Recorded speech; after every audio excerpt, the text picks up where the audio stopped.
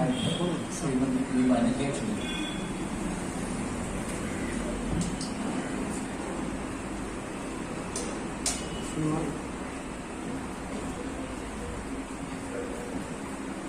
നമസ്കാരം.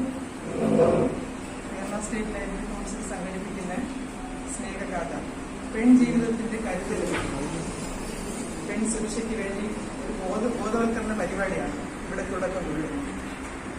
ഈ പരിപാടി ഇവിടെ ആരംഭിക്കുകയാണ്. സ്വാഗതം ചെയ്യുന്നതിനായി ശ്രീമതി ബിന്ദുവിനെ ക്ഷണിക്കും.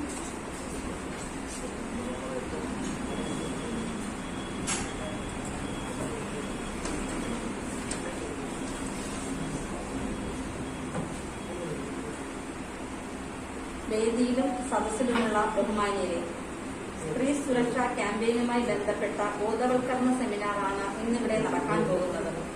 സമൂഹത്തിൽ സ്ത്രീകൾ അനുഭവിക്കുന്ന മാനസികവും ശാരീരികവുമായ പീഡനങ്ങൾക്ക് കാലദേശ വ്യത്യാസങ്ങളില്ല. മഹാഭാരതം, രാമായണം പോലെയുള്ള പുരാണ കഥകളിൽ തന്നെ നമുക്ക് കാണാൻ കഴിയുന്നതാണ് അന്നത്തെ സ്ത്രീകൾ അനുഭവിച്ച, റാണിമാരായിട്ടുള്ള സ്ത്രീകൾ അനുഭവിച്ച പീഡനങ്ങൾ. രാജാക്കന്മാരുടെ രാജസദസ്സിൽ വസ്ത്രാക്ഷേപം, കാനനവാസം, അഗ്നിപരീക്ഷ തുടങ്ങിയ പീഡനങ്ങൾക്ക് ഇന്നും നമ്മൾ സമൂഹത്തിൽ വാഴ്ത്തപ്പെടുന്ന വീരപുരുഷന്മാരായി വാഴ്ത്തപ്പെടുന്ന പുരുഷന്മാരിൽ നിന്നും അവർക്ക് അനുഭവിക്കേണ്ടി വന്ന പീഡനങ്ങൾ നമുക്ക് രാമായണം, മഹാഭാരതം പോലെയുള്ള പുരാണ കഥകൾ വായിക്കുമ്പോൾ മനസ്സിലാക്കാവുന്നതാണ്. അതിന്റെ പിന്തുടർച്ചയെന്നോണമാണ് ആധുനിക ഇന്ത്യയിൽ സ്ത്രീകൾക്ക് നേരെയുള്ള അതിക്രമങ്ങൾ അനിയന്ത്രിതമായി വർദ്ധിച്ചു വരികയാണ്. അതിനനുസൃതമായി സാംസ്കാരികവും വിദ്യാഭ്യാസപരവുമായ ഉന്നതി കൈവരിച്ച കേരളത്തിന്റെ സ്ഥിതിയും വ്യത്യസ്തമല്ല. സ്ത്രീ സുരക്ഷ ഉറപ്പുവരുത്തുന്നതിനായി സ്ത്രീധന നിരോധന നിയമം, ദേശീയ വനിതാ കമ്മീഷൻ നിയമം, ഗാർഹിക പീഡന നിയമങ്ങൾ എന്നിവ നിലവിൽ വന്നെങ്കിലും ഇന്നും സ്ത്രീകൾക്ക് സുരക്ഷ സമൂഹത്തിൽ ഉറപ്പ് ഇല്ല എന്ന് തന്നെ വേണം പറയാൻ. അനവധി വനിതാ സംഘടനകൾ ദേശവ്യാപകമായി സ്ത്രീ സുരക്ഷയുമായി ബന്ധപ്പെട്ട് സെമിനാറുകൾ, ബോധവൽക്കരണ പരിപാടികൾ എന്നിവ സംഘടിപ്പിക്കുന്നുണ്ട്. എന്നാൽ ഇതൊന്നും സ്ത്രീ സുരക്ഷയ്ക്ക് പര്യാപ്തമല്ല. സമൂഹത്തിന്റെ എല്ലാ മേഖലകളിൽ നിന്നും സ്കൂളുകൾ, കോളേജുകൾ, തൊഴിലിടങ്ങൾ, പൊതുസ്ഥലങ്ങൾ, റെയിൽവേ സ്റ്റേഷൻ, ബസ് സ്റ്റാൻഡുകൾ തുടങ്ങിയ എല്ലാ മേഖലകളിൽ നിന്നും ഇന്നും സ്ത്രീകൾ പീഡനത്തിന് ഇരയായിക്കൊണ്ടിരിക്കുകയാണ്. സ്ത്രീ സംരക്ഷണം എന്നത് സമൂഹത്തിന്റെ ഉത്തരവാദിത്വമായി മാറണം. അത് ഒരു ജീവിതചര്യയായി നമ്മുടെ കുട്ടികൾ ആൺ പെൺ വ്യത്യാസമില്ലാതെ പരിശീലിപ്പിക്കണം. സ്ത്രീയെ ബഹുമാനിക്കുകയും അവളുടെ വ്യക്തിത്വത്തെ അംഗീകരിക്കുകയും ചെയ്യുന്ന ഒരു പുതുതലമുറയെ സൃഷ്ടിക്കാൻ നമുക്ക് ഇന്ന് ഇവിടെ തുടക്കം കുറിക്കാം. സമകാലിക വിഷയങ്ങളെ ലൈബ്രറി കൗൺസിൽ എല്ലായ്പ്പോഴും അടയാളപ്പെടുത്താറുണ്ട്.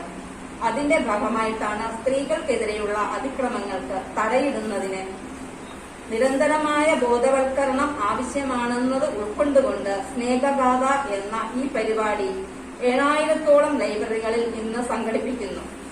സ്റ്റേറ്റ് ലൈബ്രറി കൗൺസിൽ ഓഫീസിൽ സംഘടിപ്പിക്കുന്ന സ്ത്രീ സുരക്ഷാ ക്യാമ്പയിൻ പരിപാടിയുടെ അധ്യക്ഷത വഹിക്കുന്ന ശ്രീമതി വി വനജയെ ഞാൻ ആദരപൂർവ്വം ഈ വേദിയിലേക്ക് സ്വാഗതം ചെയ്യുന്നു.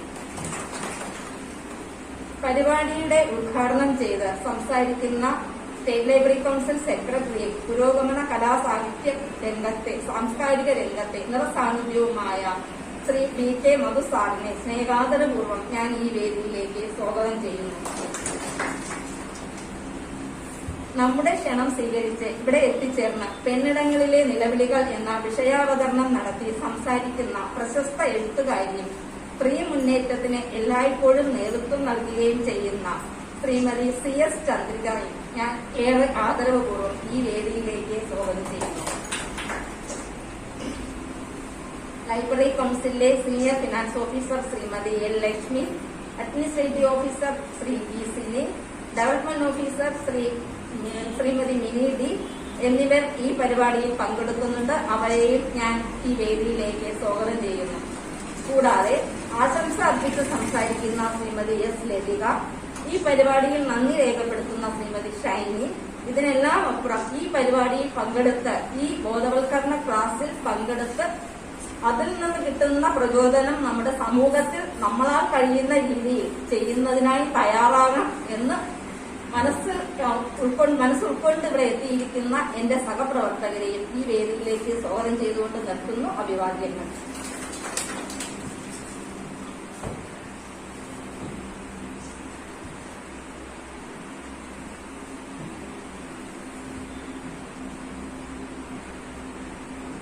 കേരളത്തിൽ ഇന്ന് ഏറെ ആശങ്കയുള്ളതും ചർച്ച ചെയ്യപ്പെടുന്നതുമായ ഒരു വിഷയമാണ് സ്ത്രീ സുരക്ഷ.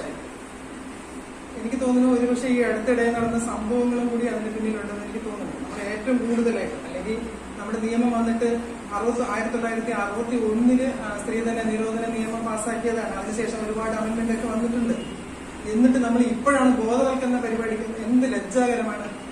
6 വയസ്സായ ഒരു പെൺകുട്ടി, അതിനെന്തറിയാം? 6 വയസ്സായ പെൺകുട്ടിക്ക് വിദ്യാഭ്യാസപരമായും സാക്ഷരതാപരമായും ആരോഗ്യപരമായും മുന്നിട്ട് നിൽക്കുന്ന കേരളത്തിലാണ് അത് സംഭവിച്ചിരിക്കുന്നത്. എന്തുകൊണ്ടാണ്? ഒരു പെൺകുട്ടി ജനിച്ച് വീടുമ്പോൾ തൊട്ടേ അത് അവമാനിക്കുകയാണ്. ആണോ പെണ്ണോ എന്ന് ചോദിച്ചിട്ട്. ആണാണെങ്കിൽ ആ വീട്ടിൽ ഹാപ്പിയാണ്, വീട്ടുകാർ മാത്രമല്ല നാട്ടുകാരും. പെണ്ണാണെങ്കിലോ ഇന്നും നിലവിലിരിക്കണത്. അത് വീട്ടിൽ വളർന്നു വരുന്നത് രണ്ടായിട്ടാണ് വളർത്തി വരുന്നത്. ഒരു ആണിനെയും പെണ്ണിനെയും 2 സൈസിലാണ് വളർത്തി വരുന്നത്. അവിടെ തൊട്ടേ തുടങ്ങിയാണ്. ഒരുപക്ഷെ നല്ല രീതിക്ക് തന്നെ ആ കുട്ടി വളർന്നു വന്നെങ്കിൽ പോലും അതിൽ വഴിയിൽ, അല്ലെങ്കിൽ അത് വെളിയിൽ ഇറങ്ങുമ്പോൾ, സ്കൂളിൽ പോകുമ്പോൾ, അല്ലെങ്കിൽ കോളേജിൽ പോകുമ്പോൾ വഴിയിൽ അത് ട്രെയിനിൽ പോകണമെങ്കിലോ ബസ്സിൽ പോകണമെങ്കിലോ ഓട്ടോയിൽ പോകണമെങ്കിലോ എവിടെയാണ് അതിന് സുരക്ഷിത ഉള്ളത്? വീട്ടുകാർ ഭയന്നിരിക്കണം. ഇവിടെ ഇരിക്കുന്ന ഓരോ അമ്മമാർ അല്ലെങ്കിൽ പേരൻസ് ആരെങ്കിലും പറയട്ടെ, ഇല്ല എന്നാൽ 6 മണി കഴിഞ്ഞ് വീട്ടിൽ എത്തിയില്ല എങ്കിൽ പിന്നെ നമുക്ക് ഭയങ്കര ടെൻഷനാണ്. ആ പെൺകുട്ടി എവിടെ പോയി, എന്തായി, എങ്ങനെയായി, നമ്മൾ ചുമ്മാ വിളിച്ചോണ്ടേയിരിക്കും. അത് എന്തുകൊണ്ടാണ് അങ്ങനെ സംഭവിക്കുന്നത്? അത് വീട്ടിൽ നിന്നേ കിട്ടേണ്ടതാണോ? എവിടെ നിന്നാണ് അത് കിട്ടേണ്ടത്? ഒരു ആൺകുട്ടിയെ വളർത്തുമ്പോൾ അത് അച്ഛനെ കണ്ടാണ് പഠിക്കേണ്ടത്. എന്റെ ഒരു സുഹൃത്ത് പറഞ്ഞതാണ്, ഞാന് വീട്ടിൽ അവളെ ഹെൽപ്പ് ചെയ്യാറുണ്ട്. അതെന്തിനാണ് ഹെൽപ്പ് ചെയ്യുന്നുള്ള വാക്ക് ഉപയോഗിക്കണേ? സഹായം എന്നുള്ള വാക്ക് എന്തിനു ഉപയോഗിക്കണം? അത് കണ്ടാണ് മകൻ പഠിക്കുന്നത്. അവിടെ സഹായമല്ല വേണ്ടത്, അത് എന്റെയും കൂടി ഉത്തരവാദിത്വമാണെന്ന് ആ ആണിന് തോന്നണം, ആ അച്ഛന് തോന്നണം. അത് കണ്ട് വളരുന്ന മകനാണ് സമൂഹത്തിനിടയിൽ ആ ഒരു സാഹചര്യം അവൻ നമുക്ക് വരുത്തേണ്ടത്. സ്ത്രീയും പുരുഷനും തുല്യമാണ് എന്നുള്ള ബോധം അവന്റെ വീട്ടിൽ നിന്നേ അവൻ വളർത്തിയെടുക്കേണ്ടതാണ്. അത് അവന് കിട്ടുന്നില്ല. ഒരുപക്ഷെ അതും കൊണ്ടും ആവാം സ്ത്രീക്ക് അവരുടെ അവകാശങ്ങളെല്ലാം നിഷേധിക്കപ്പെടുകയാണ് ചെയ്യുന്നത്. എത്രയോ കാലങ്ങൾ നമ്മുടെ ഇതിലുണ്ട്, നിയമം നമുക്കുണ്ട്, നിയമത്തിന്റെ പിൻബലം നമുക്കുണ്ട്. അത് മതിയോ? അതുകൊണ്ട് എങ്കിൽ പിന്നെ നമ്മൾ എന്നേ രക്ഷപ്പെടണമായിരുന്നു. ഇനിയൊരു ജന്മം ഉണ്ടെങ്കിൽ അതിൽ ആണായിട്ട് ജനിക്കണമെന്ന് ആഗ്രഹിക്കാത്ത ഒരു പെണ്ണുണ്ടാവുമെന്ന് എനിക്ക് തോന്നുന്നില്ല. ഞാൻ ഒരുപാട് പെണ്ണുങ്ങൾ ഞാൻ പറഞ്ഞ് കേട്ടിട്ടുള്ളതാണ്. അപ്പൊ ആണാണ് ഇവിടെ ഈ ജീവിതത്തിൽ സുഖിച്ച് ജീവിക്കുന്നുള്ളതാണ്. അത് വീട്ടില്, വഴിയില്, യാത്രയില്, എന്തിന് തൊഴിലിടങ്ങളിൽ വരെ അടിച്ചമർത്തപ്പെടുന്നു. ഇത് എന്ന് മാറിക്കിട്ടും? ഇത് മാറിക്കിട്ടാനായിട്ട് നമ്മൾ ഇത്രയും ബോധവൽക്കരണ പരിപാടി എടുക്കുക, ഇത്രയും നമുക്ക് ലജ്ജ തോന്നുന്നു, ഇത്രയും വർഷം എടുക്കേണ്ടി വരുന്നത്. ഇനിയെങ്കിലും നമ്മൾ മാറണം. ലൈബ്രറി കൗൺസിൽ അതിനായിട്ട് ഈ പരിപാടി ഏറ്റെടുത്ത് നടത്തുകയാണ്. എനിക്ക് തോന്നുന്നു ഒരുപക്ഷെ അതിന് നല്ല മാറ്റം ഉണ്ടാകുമെന്ന് ഞാൻ വിശ്വസിക്കുന്നു. അതിന്റെ തുടക്കം കുറിക്കാനുള്ള പരിപാടിയാണ് ഇന്ന് സ്നേഹഗാഥ. അത് ഉദ്ഘാടനം ചെയ്യുന്നതിനായി ബഹുമാനപ്പെട്ട സെക്രട്ടറി ശ്രീ മധു സാറിനെ ക്ഷണിക്കുന്നു.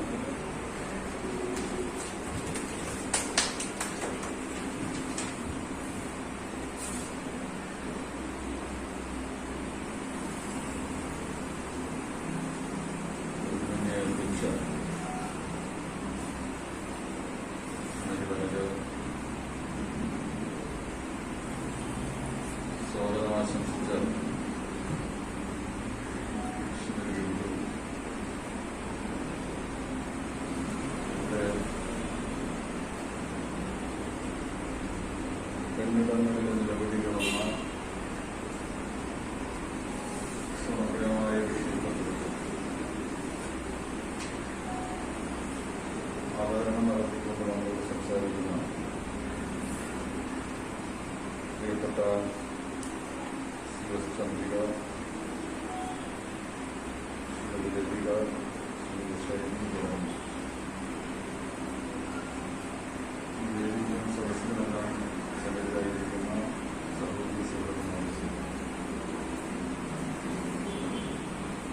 സംസ്ഥാന ലൈബ്രറി കൗൺസിൽ ഇന്ന് സംസ്ഥാനത്ത് സ്നേഹഗാഥ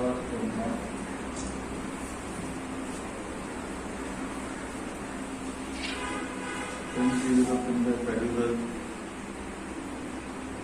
എന്ന ആശയം മുൻനിർത്തിയുള്ള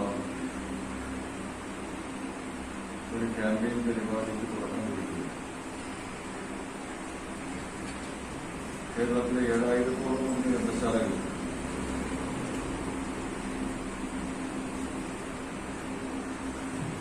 ഇന്ന് ഇത് സംബന്ധിച്ച സംവാദങ്ങൾ നടത്തുകയാണ്. നമുക്കെല്ലാവർക്കും അറിയുന്നത് പോലെ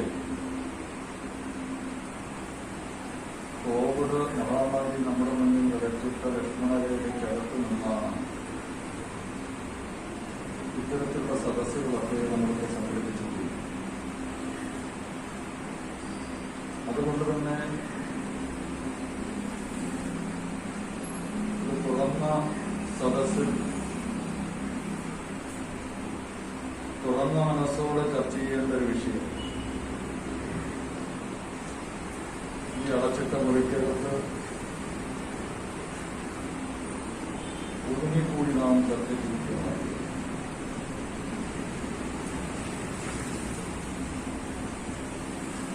കേരളത്തിൽ സമീപകാലത്ത് ഉയർന്നു വന്നിരിക്കുന്ന സ്ത്രീകളുടെ നേരെയുള്ള ചില അതിക്രമങ്ങളും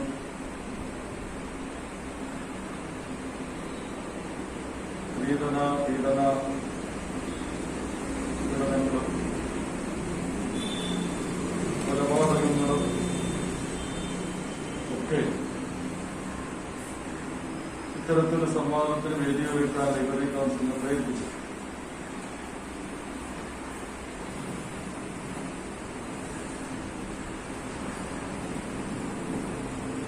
പക്ഷേ കേരളം പോലൊരു സമ്പൂർണ്ണ സാക്ഷരത കൈവരിച്ച സംസ്ഥാനം, സാംസ്കാരിക പ്രബുദ്ധമെന്ന് നമ്മളൊക്കെ അവകാശപ്പെടുന്ന സംസ്ഥാനം,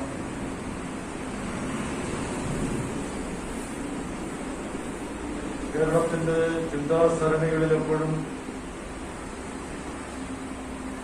പുരോഗമനാശയങ്ങളുടെ വെളിച്ചം വിതറിക്കൊണ്ട് ഉയർന്നു വന്നൊരു സമൂഹം എന്നൊക്കെ നമ്മൾ നെല്ലിനടിക്കുന്ന കേരളീയ സമൂഹത്തിൽ ഇന്ന് ഉയർന്നു വന്നിരിക്കുന്ന സ്ത്രീ പ്രശ്നങ്ങൾ, സ്ത്രീ ജീവിതവുമായി ബന്ധപ്പെട്ട പ്രശ്നങ്ങൾ നമ്മളെല്ലാം വീണ്ടും വീണ്ടുമുള്ള പുനരാലോചനയ്ക്ക് പ്രേരിപ്പിക്കും.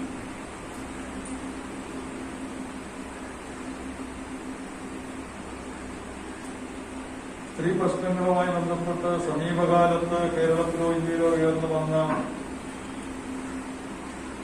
പ്രശ്നങ്ങളെ അടിസ്ഥാനപ്പെടുത്തിക്കൊണ്ടല്ല ഈ വിഷയത്തെ നമ്മൾ സമീപിക്കും. ഇവിടെ നമ്മളൊരു ബോധവൽക്കരണ പരിപാടിയല്ല, ഇതൊരു സംവാദം, ഇതൊരാശയ പ്രചരണം. ഇതുപോലൊരു സദസ് ഏറെ കൂടുതൽ സ്ത്രീകൾ മാത്രം പങ്കെടുക്കുന്ന ഒരു സദസ്സിൽ സ്ത്രീ പ്രശ്നത്തെ സംബന്ധിച്ച് സ്ത്രീകളെയാണോ ബോധവൽക്കരിക്കേണ്ടത്? പുതുതായിട്ട് എന്ത് ബോധമാണ് സ്ത്രീകൾക്ക് ഇക്കാര്യത്തിൽ നമുക്ക് പകർന്നു കൊടുക്കേണ്ടത്? യഥാർത്ഥത്തിൽ ഇത് സംബന്ധിച്ച ബോധവൽക്കരണം നടക്കേണ്ടത് ഒരു പുരുഷാധിപത്യ സമൂഹത്തിൽ,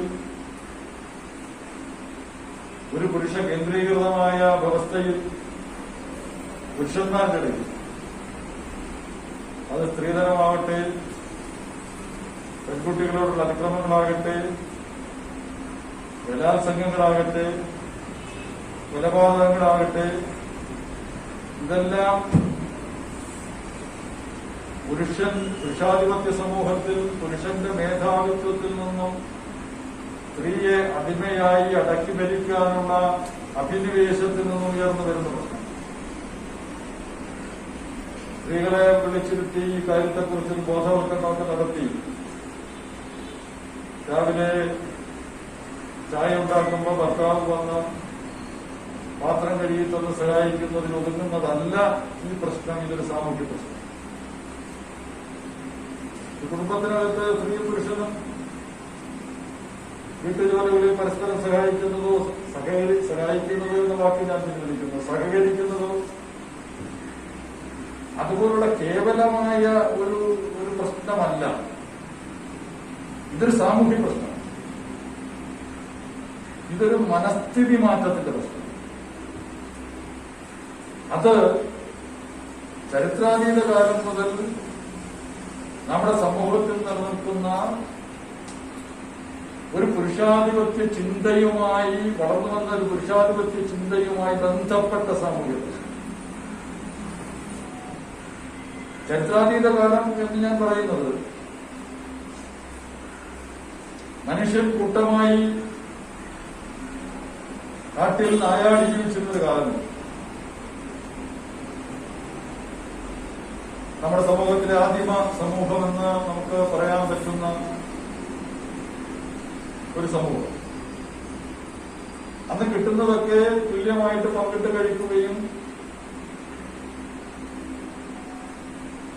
കാനനച്ചോലയിലോ നദീതീരങ്ങളിലോ ഒക്കെ കിടന്നുറങ്ങുകയും ആയിരുന്നു അന്ന് ഉണ്ടായിരുന്നൊരു ജീവിത വ്യവസ്ഥ. പിന്നീട് ആ സമൂഹത്തിൽ തന്നെ മേധാവിത്വം ഉയർന്നു വരികയാണ്. മേധാവികൾ ഉയർന്നു വരികയാണ്. കയ്യൂർക്കൊടവൻ കാര്യക്കാരൻ എന്ന് പറയുന്നത് പോലെ കായികമായി കുറച്ച് മേധാവിത്വമുള്ള ഒരാൾ ആ ഗോത്രവിഭാഗത്തെ ആകെ അടക്കി ഭരിക്കുന്ന മേധാവിയായി മാറുന്നു. അവിടെയാണ് അടിമ ഉടമ ബന്ധം ഉടലെടുക്കുന്നത്. അവിടെ നിന്ന് മുന്നോട്ട് പോകുമ്പോൾ പിന്നെ രാജാവും പ്രജകളും എന്ന രൂപത്തിലേക്ക് മാറി നാടുവാഴിത്വത്തിന്റെ ആവിർഭാവം അല്ലെങ്കിൽ ഫ്യൂഡലിസത്തിന്റെ കടന്നുവരവ്. യഥാർത്ഥത്തിൽ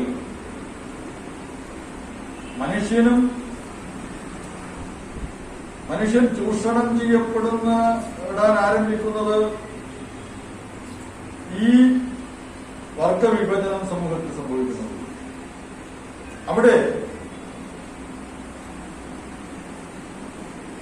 ഫ്യൂഡലിസത്തിന്റെ ആദ്യകാലം മുതൽ തന്നെ ഉയർന്നു വന്ന ആൺമേധാവി അവിടെ എപ്പോഴും സ്ത്രീകൾ വിനിമയ വസ്തുക്കളായി മാറുന്ന ഒരവസ്ഥ നമുക്ക് കാണാൻ സാധിക്കും. നമ്മുടെ പുരാണങ്ങളും ഇതിഹാസങ്ങളും ദർശനങ്ങളും സ്മൃതികളും വേദങ്ങളും ഉപനിഷത്തുകളും ഒക്കെ പരിശോധിച്ചാൽ നമുക്കറിയാം സ്ത്രീകൾ വിനിമയ വസ്തുക്കൾ.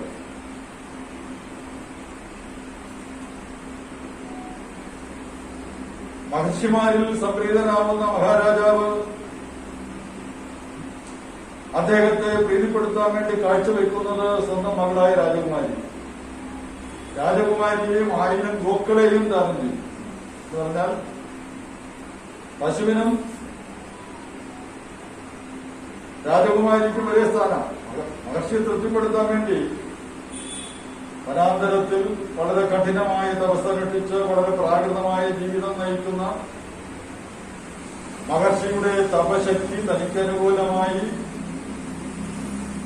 ലഭ്യമാക്കാൻ കക്കൂലി നൽകാൻ അന്ന് കണ്ടുവച്ചത് രാജകുമാരിമാരെയാണ്. മഹാരാജാവ് നമ്മുടെ എല്ലാ പുരാണങ്ങളിലും ഇതിഹാസങ്ങളിലും ഒക്കെ നമ്മൾ പരിശോധിച്ചാൽ നമുക്ക് കാണാം. നമ്മുടെ ദർശന ശാഖകളിലെല്ലാം മുഖ്യ ദർശനങ്ങളിലും അതിന്റെ അനുബന്ധമായി രൂപപ്പെട്ട സ്മൃതികളിൽ ഏറ്റവും പ്രധാനമായി മനുസ്മൃതി. ഞാനതിന്റെ മറ്റു വിശദാംശങ്ങളിലേക്കൊന്നും പോകും. സ്ത്രീയെ സംബന്ധിച്ച് എന്താണ് ഈ ഭാരതീയ ദർശനത്തിന്റെ ഊന്നൽ എന്നുള്ളത് മനുസ്മൃതിയിൽ നിന്നാണ് നമുക്ക് നന്നായിട്ട് മനസ്സിലാക്കാൻ സാധിക്കും. അത് ഒരുപാട് ഉദാഹരണങ്ങൾ പറയാൻ സാധിക്കും. ഞാൻ സമയക്കുറവുകൊണ്ട് മറ്റുള്ള വിഷയം അവതരിപ്പിച്ചുകൊണ്ട് സംസാരിക്കാൻ ശ്രമിച്ചുകൊണ്ടിരിക്കുകയുള്ളൂ. ഞാൻ അതിലേക്ക് കടന്നു പോകും. അത് വളരെ വിശദമായി ചർച്ച ചെയ്യപ്പെടേണ്ടത്. ഞാൻ പറഞ്ഞത് പുരാണങ്ങളും ഇതിഹാസങ്ങളും വേദങ്ങളും ഉപനിഷത്തുകളും സ്മൃതികളും ഈ രൂപത്തിൽ സ്ത്രീയെ അടിമയാക്കി വെക്കുന്ന ഒരു അവസ്ഥാവിശേഷം രൂപപ്പെടുത്തുന്ന ദർശനങ്ങളായിരുന്നു, അല്ലെങ്കിൽ കാഴ്ചപ്പാടുകൾ മുന്നോട്ട് വെച്ചത്.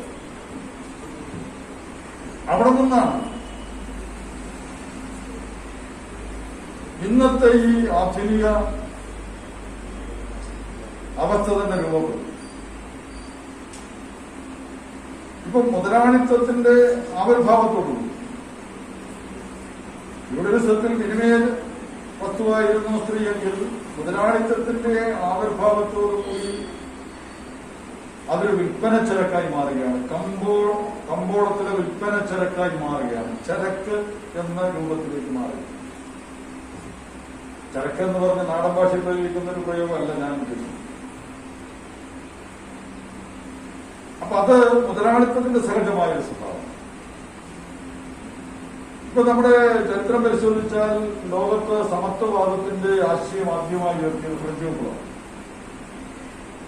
ആ ഫ്രഞ്ച് വിപ്ലവത്തിൽ സമത്വവാദത്തിന്റെ ആശയം ഉയർത്തുമ്പോഴും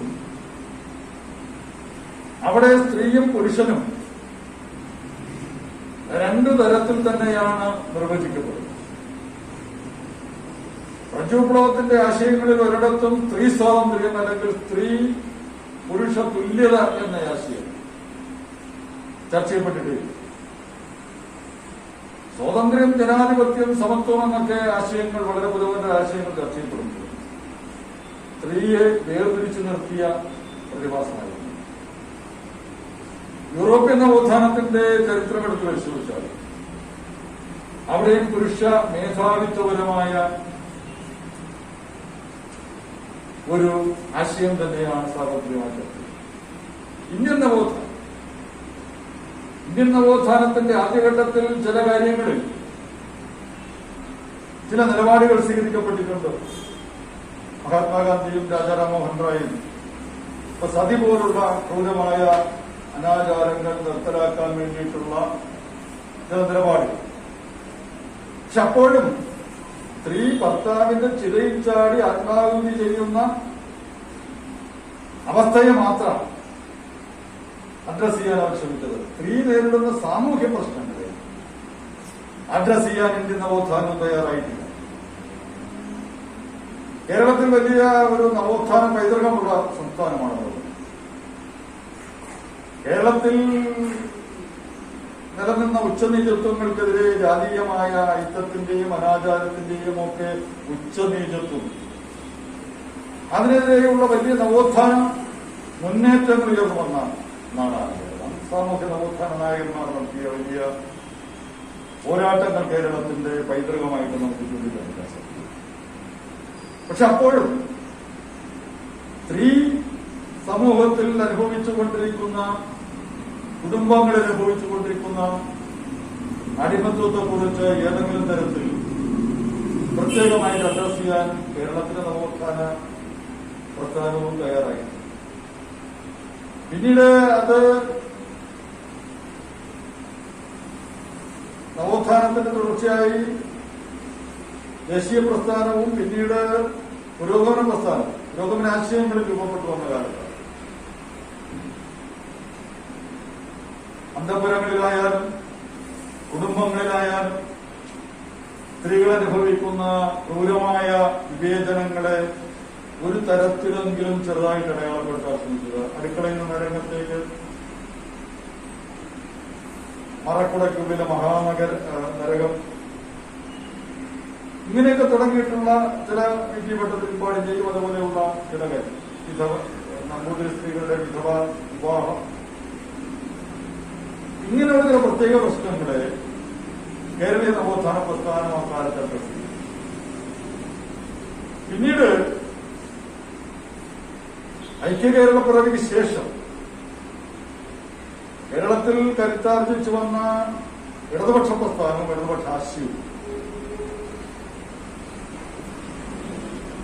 സ്ത്രീ സമത്വത്തിന്റെ ആശയം മുന്നോട്ട് വെച്ചിട്ടുണ്ട്.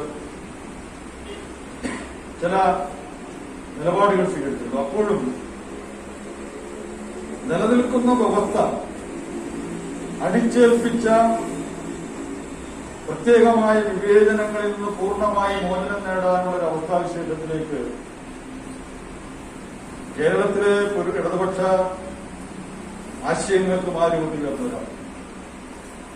അല്ലെങ്കിൽ അതത്ര വിജയകരമായി പരിണമിച്ചില്ല എന്ന് പറയുന്നതാണ്.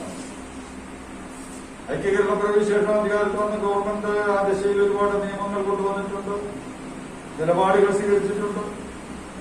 അത് പ്രത്യേകമായിട്ട് സ്ത്രീകൾക്ക് പരിരക്ഷ നൽകുന്ന കാര്യങ്ങൾ വന്നിട്ടുണ്ട്. ഉദാഹരണത്തിന് കേരളത്തിൽ വളർന്നു വികസിച്ച ആരോഗ്യ പരിപാലന രംഗം അത് ഏറ്റവും കൂടുതൽ ഊന്നൽ നൽകിയത് സ്ത്രീകളിലും കുട്ടികളിലുമാണ്. അതിന്റെ ഉദാഹരണം നമുക്കറിയാം. ഇപ്പോ ഇന്ത്യയിൽ ഏറ്റവും കൂടുതൽ ആയുർദൈർഘ്യമുള്ള സംസ്ഥാനം കേരളമാണ്. അതില് സ്ത്രീകളുടെ ആയുർദൈർഘ്യമാണ് മുന്നിൽ നിൽക്കുന്നത് 76%. പക്ഷെ ദേശീയ ശരാശരി 60-61%. അപ്പോൾ കേരളത്തിൽ പുരുഷനേക്കാൾ കൂടുതൽ ആയുർദൈർഘ്യമൊക്കെ സ്ത്രീക്കുണ്ടായി എന്ന് പറയുന്നത് സൗജന്യമൊന്നുമല്ല. അത് കേരളത്തിൽ രൂപപ്പെട്ടു വന്ന ആരോഗ്യപരിപാലന ശൃംഖല പ്രത്യേകമായി സ്ത്രീകളുടെയും കുട്ടികളുടെയും കാര്യത്തിൽ നൽകിയ ഒരു ഊന്നലാണ്. എന്തുകൊണ്ട് മറ്റു സംസ്ഥാനങ്ങളിൽ അങ്ങനെ വരുന്നില്ല എന്ന് ചോദിച്ചാൽ അതിന്റെ ഉത്തരവാദിത്വം തന്നെയാണ്. ഇങ്ങനെ വളർന്നു വന്ന ഒരു പശ്ചാത്തലം. പക്ഷെ ഈ നിലനിൽക്കുന്ന പ്രശ്നങ്ങൾ ഇന്നിപ്പോ സ്ത്രീധനം, ആഡംബര വിവാഹം, പെൺകുട്ടികളുടെയും സ്ത്രീകളുടെയും നേരിടുന്ന അതിക്രമങ്ങൾ, കുറ്റകൃത്യങ്ങൾ, ശക്തമായ നിയമങ്ങളൊക്കെ നമ്മുടെ രാജ്യത്തുണ്ട്, നമ്മുടെ സംസ്ഥാനത്തുണ്ടെങ്കിൽ പോലും നിലനിൽക്കുന്ന പുരുഷ കേന്ദ്രീകൃതമായ ഒരു വ്യവസ്ഥയുടെ പുറന്തോട് പൊളിച്ചുകൊണ്ട് അതിനെ സമൂഹത്തിൽ തുല്യത എന്ന ശരിയായ ലക്ഷ്യത്തിലേക്ക് തുഴഞ്ഞെത്തിക്കാൻ ആയിട്ടില്ല എന്നുള്ളത് സത്യം. അവിടെ നിന്നാണ് ഈ പ്രശ്നങ്ങൾ, ഈ സാമൂഹ്യ വ്യവസ്ഥയുടെ ചട്ടക്കൂടിനകത്തു നിന്നാണ് ഈ പ്രശ്നങ്ങളെല്ലാം ഉയർന്നത്. മുതലാളിത്ത വ്യവസ്ഥയുടെ സഹജമായ ഒരു പ്രത്യേകതയാണ്. എല്ലാം ലാഭാധിഷ്ഠിതം, എല്ലാം കമ്പോളാധിഷ്ഠിതം, എല്ലാം വിനിമയത്തിന്റെ ചരക്കുകളാണ്. ആ ചരക്കിന്റെ മൂല്യമാണ്. അതേതാണോ ഏറ്റവും കൂടുതൽ ലാഭം കിട്ടുന്നത് അതിനെ വിൽപ്പന ചരക്കാക്കുക എന്നുള്ള മുതലാളിത്തത്തിന്റെ സഹജമായ സ്വഭാവം. ഞാൻ അതിന്റെ വിശദാംശങ്ങളിലേക്ക് വളരെ എംഗൽസിന്റെ വളരെ പ്രസിദ്ധമായ വളരെ മനോഹരമായ ഒരു നിരീക്ഷണം, സ്ത്രീ പ്രശ്നം. അദ്ദേഹം പറയുന്നത് മുതലാളിത്ത സമൂഹത്തിൽ മുതലാളിയും തൊഴിലാളിയും തമ്മിലുള്ള ബന്ധമാണ് കുടുംബത്തിനകത്ത് സ്ത്രീയും പുരുഷനും തമ്മിലുള്ളത്. മുതലാളിത്ത സമൂഹത്തിൽ മുതലാളിയും തൊഴിലാളിയും തമ്മിലുള്ള ബന്ധം എന്താണെന്ന് നമുക്കറിയാമല്ലോ. ചൂഷണ അധിഷ്ഠിതമായിട്ടുള്ള ബന്ധമാണ്. കാര്യം തൊഴിലാളിയെ എത്രമാത്രം ചൂഷണം ചെയ്യാൻ പറ്റുമോ, എത്രമാത്രം മിച്ചമൂല്യം നേടിയെടുക്കാൻ ലാഭം ബുദ്ധിമുട്ടാൻ കഴിയുമോ അതിനുള്ള ഒരു അവസ്ഥയാണ് മുതലാളിത്തത്തിൽ തൊഴിലാളിയോടുള്ള നിലപാട്. കുടുംബത്തിനകത്ത് അത് കമ്മ്യൂണിസ്റ്റുകാരുടെ കുടുംബത്തിലാകട്ടെ അല്ലെങ്കിൽ അല്ലാത്തവരുടെ കുടുംബത്തിനകത്ത് ഈ ബന്ധമാണ്. മുതലാളിത്ത സമൂഹത്തിൽ മുതലാളിയും തൊഴിലാളിയും തമ്മിലുള്ള ബന്ധമാണ് കുടുംബത്തിനകത്ത് സ്ത്രീയും പുരുഷനും തമ്മിൽ നിലനിൽക്കുന്നത്. വളരെ മനോഹരമായ ഒരു നിരീക്ഷണം എംഗൽസ് നടത്തി. മാസം വളരെ കൂടുതൽ കാര്യങ്ങൾ സംബന്ധിച്ചുണ്ട്. ഞാൻ അതിലേക്കൊന്നും കടക്കുന്നില്ല, അത് സമയം കാത്തുന്നത്. അപ്പൊ ഇത് ഒരു യാഥാർത്ഥ്യമാണ്. 1860കളിൽ എംഗൽസ് നടത്തിയ നിരീക്ഷണം ഈ 21ാം നൂറ്റാണ്ടിൽ മാത്രമാണ് പ്രസക്തമാണ്. സ്ത്രീകൾ ഇരട്ട ചൂഷണത്തിന് വിധേയരാകുന്നു എന്ന് നമ്മൾ പറയാം. ഒന്ന്, മുതലാളിത്ത സമൂഹത്തിന്റെ പൊതുവായ ചൂഷണം. അത് സ്ത്രീക്കും പുരുഷനും തുല്യമാണ്. പെട്രോൾ വില കൂടിയാലും, ഗ്യാസിന് വില കൂടിയാലും, ഡീസൽ വില കൂടിയാലും, സാധനങ്ങൾക്ക് വില കൂടിയാലും എല്ലാം സ്ത്രീയും പുരുഷനും ഒരുപോലെയാണ് അനുഭവിക്കുന്നത്. അതിന് വേർതിരിവൊന്നുമില്ല. അതില് പുരുഷന്മാർക്ക് പ്രത്യേകിച്ച് സൗജന്യമുണ്ട്, സ്ത്രീകൾക്ക് പ്രത്യേക പെനാൽറ്റിയും. അത് സമൂഹത്തിൽ മുതലാളിത്തത്തിന്റെ ചൂഷണം സ്ത്രീയും പുരുഷനും ഒരുപോലെ സാമ്പത്തിക കിട്ടുന്നു. പക്ഷേ സ്ത്രീകൾ ഒരു പ്രത്യേകമായ ചൂഷണത്തിൽ അതിന്റെ വിശദാംശങ്ങളൊക്കെ കുറിച്ച് ചന്ദ്രി പറയുന്നതായിരുന്നു. കുടുംബത്തിനകത്ത് ഇവിടെ നേരത്തെ സൂചിപ്പിച്ച ചില പരാമർശങ്ങൾ, വേതനമില്ലാത്ത ജോലിയാണ് കുടുംബത്തിനകത്ത് സ്ത്രീ ചെയ്തുകൊണ്ടിരിക്കുന്നത്. അതൊരിടത്തും കൃത്യമായി കണക്ക് കൂട്ടപ്പെടുന്നു. അതിന്റെ ബാലൻസ് ഷീറ്റൊന്നും ആരും ഓഡിറ്റ് ചെയ്യാറില്ല, പരിശോധിക്കാറില്ല. അപ്പൊ അവിടെ പുരുഷാധിപത്യത്തിൻ്റെതായിട്ടുള്ള ഒരു ചൂഷണം നിലനിൽക്കുന്നുണ്ട് എന്നുള്ളത്. സാമൂഹ്യ പ്രശ്നങ്ങളിലും എപ്പോഴും സ്ത്രീകൾക്ക് ഒരു അതിർത്തി കൽപ്പിച്ചിട്ടുണ്ട്. അതിനപ്പുറത്തേക്ക് സ്ത്രീക്ക് പോകാൻ പാടില്ല. സ്ത്രീയുടെ സ്വാതന്ത്ര്യം എന്നൊക്കെ പറയുന്നത് പ്രസംഗത്തിൽ മാത്രം ഒതുങ്ങുന്നതാണ്. ഞാനത് പ്രത്യേകം പറഞ്ഞു പോകുന്നു. ഒരു കാര്യം ഞാൻ ചിന്തിക്കുന്നില്ല. നമ്മുടെ കേരളത്തിൽ ഈ സമീപകാലത്ത് വലിയ വിവാദം ഉണ്ടാക്കിയ പ്രശ്നമാണല്ലോ ശബരിമല സ്ത്രീ പ്രവേശന വിഷയം. ആ വിഷയത്തിന്റെ മറ്റു കാര്യങ്ങളിലേക്കാൻ പോകുന്നത്. പക്ഷെ ആ പ്രശ്നം ഉയർന്നു വന്നു കേരളത്തിലെ ഫെമിനിസ്റ്റ് ചിന്താഗതിയുള്ള വനിതാ പ്രവർത്തകർ പലരും ഈ പ്രശ്നത്തിൽ രംഗത്ത്. കേരളത്തിലെ ചാനലുകളും കേരളത്തിലെ മാധ്യമങ്ങളും ഒരു പുതിയ പദപ്രയോഗം ആ സന്ദർഭത്തിലുണ്ട്. അതുവരെ കൽപ്പിക്കപ്പെട്ടിരുന്നൊരു കുലസ്ത്രീ മഹാത്മ്യമുണ്ട്.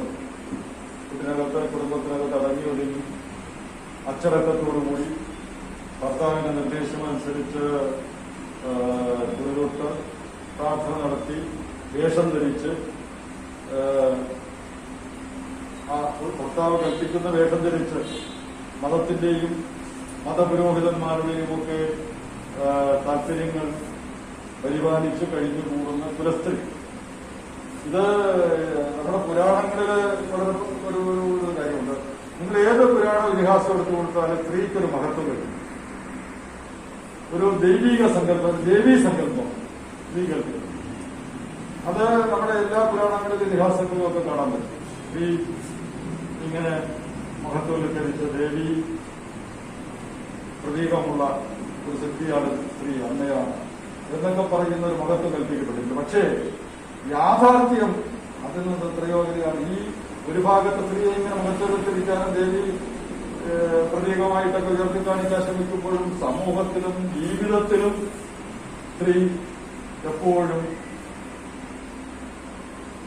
ക്രൂരമായ പീഡനങ്ങൾക്ക് മടിച്ചമർത്തുന്ന വിധേയമായി. അത് കേവലമായ ഒരു കാര്യം ഞാൻ പറഞ്ഞു വന്നത്. ഈ ഒരു കുലസ്ത്രീ സങ്കല്പം നമ്മുടെ സമൂഹത്തിൽ ഇങ്ങനെ വളർത്തിയിരുന്നു. അവിടെയാണ് ഈ ഫെമിനിസ്റ്റുകൾ എന്ന് പറയുന്ന ഫെമിനിസ്റ്റ് ആശയത്തിന്റെ വിശദാംശങ്ങളിലേക്ക് ഞാൻ പോകും. ഫെമിനിസ്റ്റ് ആശയത്തിന് അതിന്റെ രണ്ട് കൈവഴികൾ.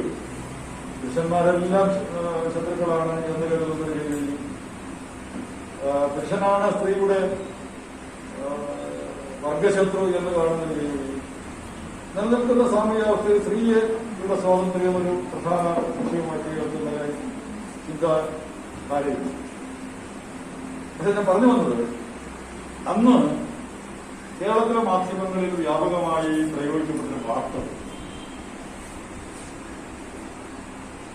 അത് ഫെമിനിസ്റ്റുകൾ. ആ ഫെമിനിസ്റ്റുകൾ എന്ന വാക്ക് മലയാളത്തിൽ ഒരു അശ്ലീല പദം പോലെയാണ്. നമ്മുടെ ഗ്രാമീണ ഭാഷയിൽ സ്ത്രീകളെ സപ്പോർട്ട് ചെയ്യാൻ ഉപയോഗിക്കുന്ന അശ്ലീല പദമാണ്. പദം ഞാനിവിടെ പറയുന്നു. ഗ്രാമീണ ഭാഷയിൽ നാടൻ ഭാഷയിൽ നടത്തുന്ന ഒരു പ്രയോഗം. അതുപോലെയാണ് ഫെമിനിസ്റ്റ് എന്ന് പറയുന്ന ഒരു പ്രയോഗം. ഇതെവിടെയാണ് നമ്മുടെ ഒരു ബോധം ഈ കാലത്ത് നിലനിൽക്കുന്നത് എന്നുള്ളതിന്റെ ഉദാഹരണം. സാമൂഹ്യ പ്രശ്നങ്ങളിലോ വിശ്വാസപരമായ കാര്യങ്ങളിലോ സ്വതന്ത്രമായ ഒരു നിലപാടെടുക്കാൻ, അല്ലെങ്കിൽ സ്ത്രീപക്ഷ നിലപാടെടുക്കാൻ സ്ത്രീ മുന്നോട്ട് വന്നാൽ അവരെ ഒരു തെറിവാക്കുകൊണ്ട് അഭിസംബോധന ചെയ്യുന്ന സാംസ്കാരികമായ പതനത്തിലേക്ക് കേരളീയ സമൂഹം എത്തിക്കുന്നു. ഈ ഒരവസ്ഥ നമ്മൾ നേരിടും. ഇപ്പൊ സ്ത്രീധനത്തിന്റെയൊക്കെ കാര്യത്തിലൊക്കെ പറഞ്ഞാൽ അതൊന്നും ഇവിടെ ചർച്ച ചെയ്തിട്ട് കാര്യമില്ല. കാര്യം നിങ്ങളല്ല അത് വാങ്ങുന്നയാള്. അതിനോട് ദുരമോത്ത് അതിനുള്ള അതിക്രമങ്ങൾ നടത്തുന്നത് അവരോടാണ് അത് സംസാരിക്കുന്നത്. ആ ബോധവൽക്കരണം അവരോടാണ് നടക്കുന്നത്. അപ്പൊ ഞാൻ പറഞ്ഞത് ഈ ഒരു മനസ്ഥിതി മാറ്റം, ആ മനസ്ഥിതി മാറ്റമാണ് സമൂഹത്തിൽ സംഭവിക്കുന്നത്. അതിനുള്ള ഒരു ആശയ സംവാദം എന്നൊരു ലൈബ്രറി കൗൺസിൽ ഇത്തരത്തിലൊരു ചടങ്ങ് അല്ലെങ്കിൽ ഇത്തരത്തിലൊരു വേദി കേരളത്തിലെ ലൈബ്രറിയിൽ ഒരുക്കാൻ തീരുമാനിച്ചത് ഇത് ഒരു ദിവസത്തെ സംവാദം കൊണ്ടൊന്നും അവസാനിക്കേണ്ട കാര്യമല്ല. തുടർന്നും നാം ചർച്ച ചെയ്തിരുന്നു. അതൊരു സാമൂഹ്യ പ്രശ്നമായിട്ടല്ല, അതൊരു പെൺവിഷയമായിട്ടല്ല, അതൊരു സാമൂഹ്യ പ്രശ്നമാക്കി നമ്മുടെ സമൂഹത്തിൽ ഉയർത്തിക്കൊണ്ടുവരാനും അതിന് പരിഹാരം കാണാനുമുള്ള ഒരു പൊതുബോധമാണ് സമൂഹത്തിൽ സൃഷ്ടിക്കപ്പെടേണ്ടത് എന്ന് മാത്രമേ സമൂഹത്തിൽ സൂചിപ്പിച്ചുകൊണ്ട് ഇവിടെ പങ്കെടുത്തിരിക്കുന്ന എല്ലാവർക്കും എല്ലാ അഭിവാദ്യങ്ങളും നേർന്നുകൊണ്ട് ഈ സെമിനാർ ഉദ്ഘാടനം ചെയ്ത അഭിവാദ്യം.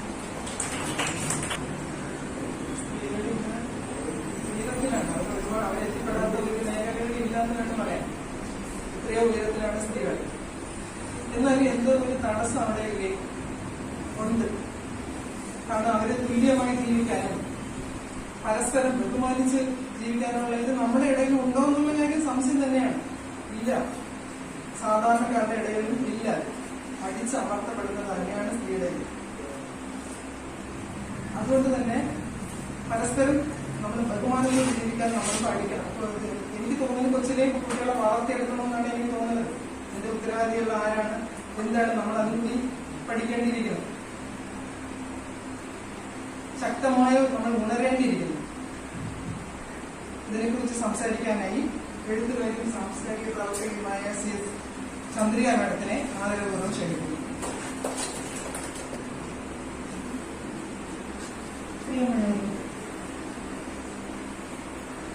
കേരളത്തിൽ സ്ത്രീ പ്രശ്നങ്ങളെ കുറിച്ച് സംസാരിക്കാതെ ആർക്കും മുന്നോട്ട് പോകാനാവില്ല എന്നുള്ളൊരു അല്ലാത്ത സന്നിഗ്ധ ഘട്ടത്തിലാണ് ഇത്തരത്തിലുള്ള ചർച്ചകൾ ഇപ്പോൾ തുടങ്ങി വെച്ചിട്ടുള്ളത്. സർക്കാരിന്റെ തന്നെ നേതൃത്വത്തിൽ സ്ത്രീപക്ഷ കേരളം എന്നുള്ളൊരു സംജ്ഞ തന്നെ ഇപ്പോൾ വ്യാപകമായി ചർച്ചയ്ക്ക് എടുത്തിട്ടുണ്ട്. ഇതിനു മുമ്പ് ഒരുപാട് പേര് സ്ത്രീപക്ഷ കേരളത്തെ കുറിച്ച് അല്ലെങ്കിൽ കേരള മോഡൽ നമുക്കറിയാം. കേരള മാതൃക എന്ന് പറയുന്നത് അന്താരാഷ്ട്ര തലത്തിൽ തന്നെ വലിയ ശ്രദ്ധ നേടിയിട്ടുള്ള ഒരു വികസന മാതൃകയാണ്. ആ വികസന മാതൃകയിൽ ഏറ്റവും പ്രധാനപ്പെട്ട ചില സൂചികകൾ സ്ത്രീകളുടെ പദവിയുമായി ബന്ധപ്പെട്ടതാണ്. അതിലൊന്നാണ് സ്ത്രീകളുടെ വിദ്യാഭ്യാസം എന്ന് പറയുന്നത്. ഇന്ത്യയിൽ ഏറ്റവും കൂടുതൽ സ്ത്രീകൾ വിദ്യാഭ്യാസമുള്ളവർ കേരളത്തിലാണ്. അതുപോലെ തന്നെയാണ് നേരത്തെ പ്രിയപ്പെട്ട മധു, ഞാൻ സഖാവ് മധു എന്നാണ് പറയാം. ഇങ്ങനെ സാറിന് കഴിക്കും. അത് വളരെ നേരത്തെ കഴിച്ചേണ്ടതാണ്. സൂചിപ്പിച്ചതുപോലെ കേരളത്തിന്റെ ആരോഗ്യരംഗത്തുണ്ടായിട്ടുള്ള ഒരു കേരള മാതൃകയിൽ ശിശുമരണ നിരക്കും മാതൃമരണ നിരക്കും ഏറ്റവും കുറഞ്ഞിരിക്കുന്ന സംസ്ഥാനം കേരളമാണ്.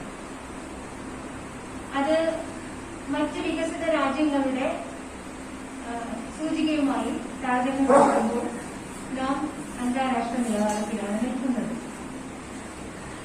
അതുപോലെ തന്നെയാണ് നമ്മുടെ ആയുർദൈർഘ്യം, സ്ത്രീകളുടെ ആയുർദൈർഘ്യം പുരുഷന്മാരുടേതിനേക്കാൾ യഥാർത്ഥത്തിൽ കേരളത്തിൽ കൂടുതലാണ്. ഇങ്ങനെ തുടങ്ങി നാം ഇത്രനാളും വിചാരിച്ചു വെച്ചിരുന്നത് കേരള മാതൃക എന്ന് പറയുന്നത് നമുക്ക് വളരെയധികം അഭിമാനിക്കാൻ പറ്റുന്ന ഒന്നാണ്. അതിൽ സ്ത്രീകളെല്ലാം വളരെ സന്തുഷ്ടരാണ്.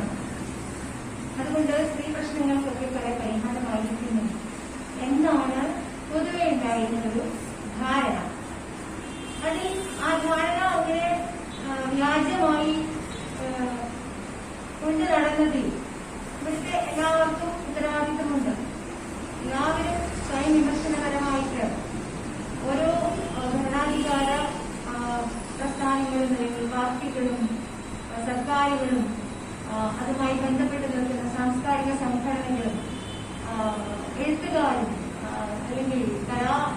പ്രവർത്തകരും എല്ലാവർക്കും അതിൽ പങ്കുണ്ട്.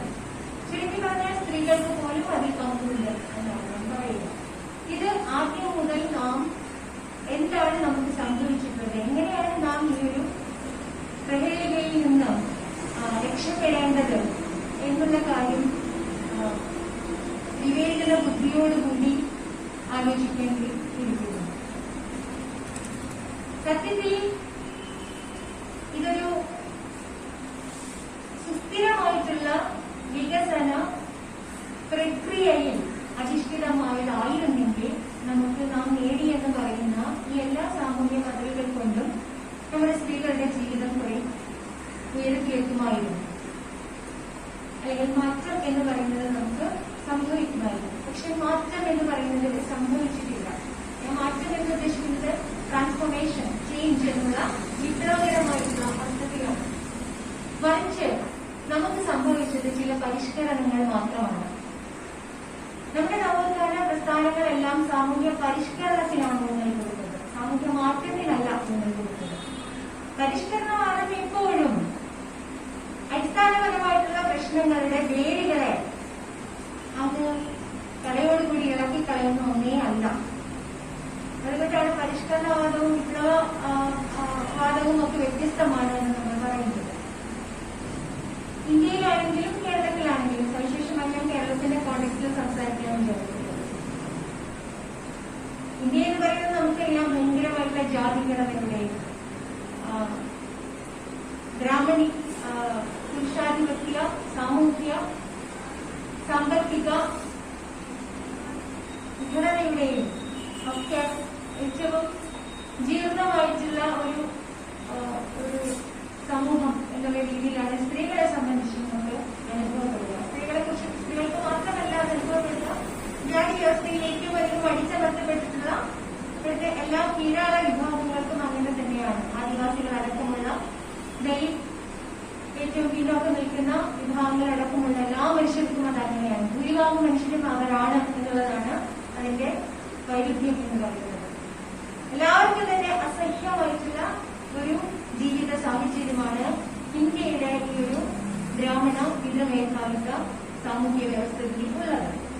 അതിൽ നിന്ന് നാം കേരളത്തിലേക്ക് വരുമ്പോൾ ആ ഇന്ത്യൻ കോണ്ടെക്സ്റ്റിൽ നമുക്ക് കേരളത്തെ ഒന്ന് വിശകലനം ചെയ്യാൻ ശ്രമിക്കുമ്പോഴും കേരളവും അങ്ങനെ തന്നെയാണെന്ന് നമുക്കറിയാം അല്ലേ. 19ാം നൂറ്റാണ്ടിലെ കേരളം എന്ന് പറയുന്ന ഒരു പുസ്തകമുണ്ട്, ഈ ഭാസ്കരൻ മുന്നിയുടെ, നിങ്ങളൊക്കെ പലരും വായിച്ചിട്ടുണ്ടാവും. അതൊരു വലിയ റെഫറൻസ് പുസ്തകമാണ്.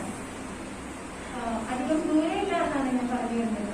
കാലം അധികം പുറകിലേക്കൊന്നും പോകാനില്ല. അതിന്റെ തെളിവുകൾ, നമ്മളെപ്പോഴും ചരിത്രത്തെ മനസ്സിലാക്കുന്നത് നമ്മുടെ മുമ്പിൽ അതിന്റെ തെളിവുകൾ ഉണ്ടാവണമല്ലോ.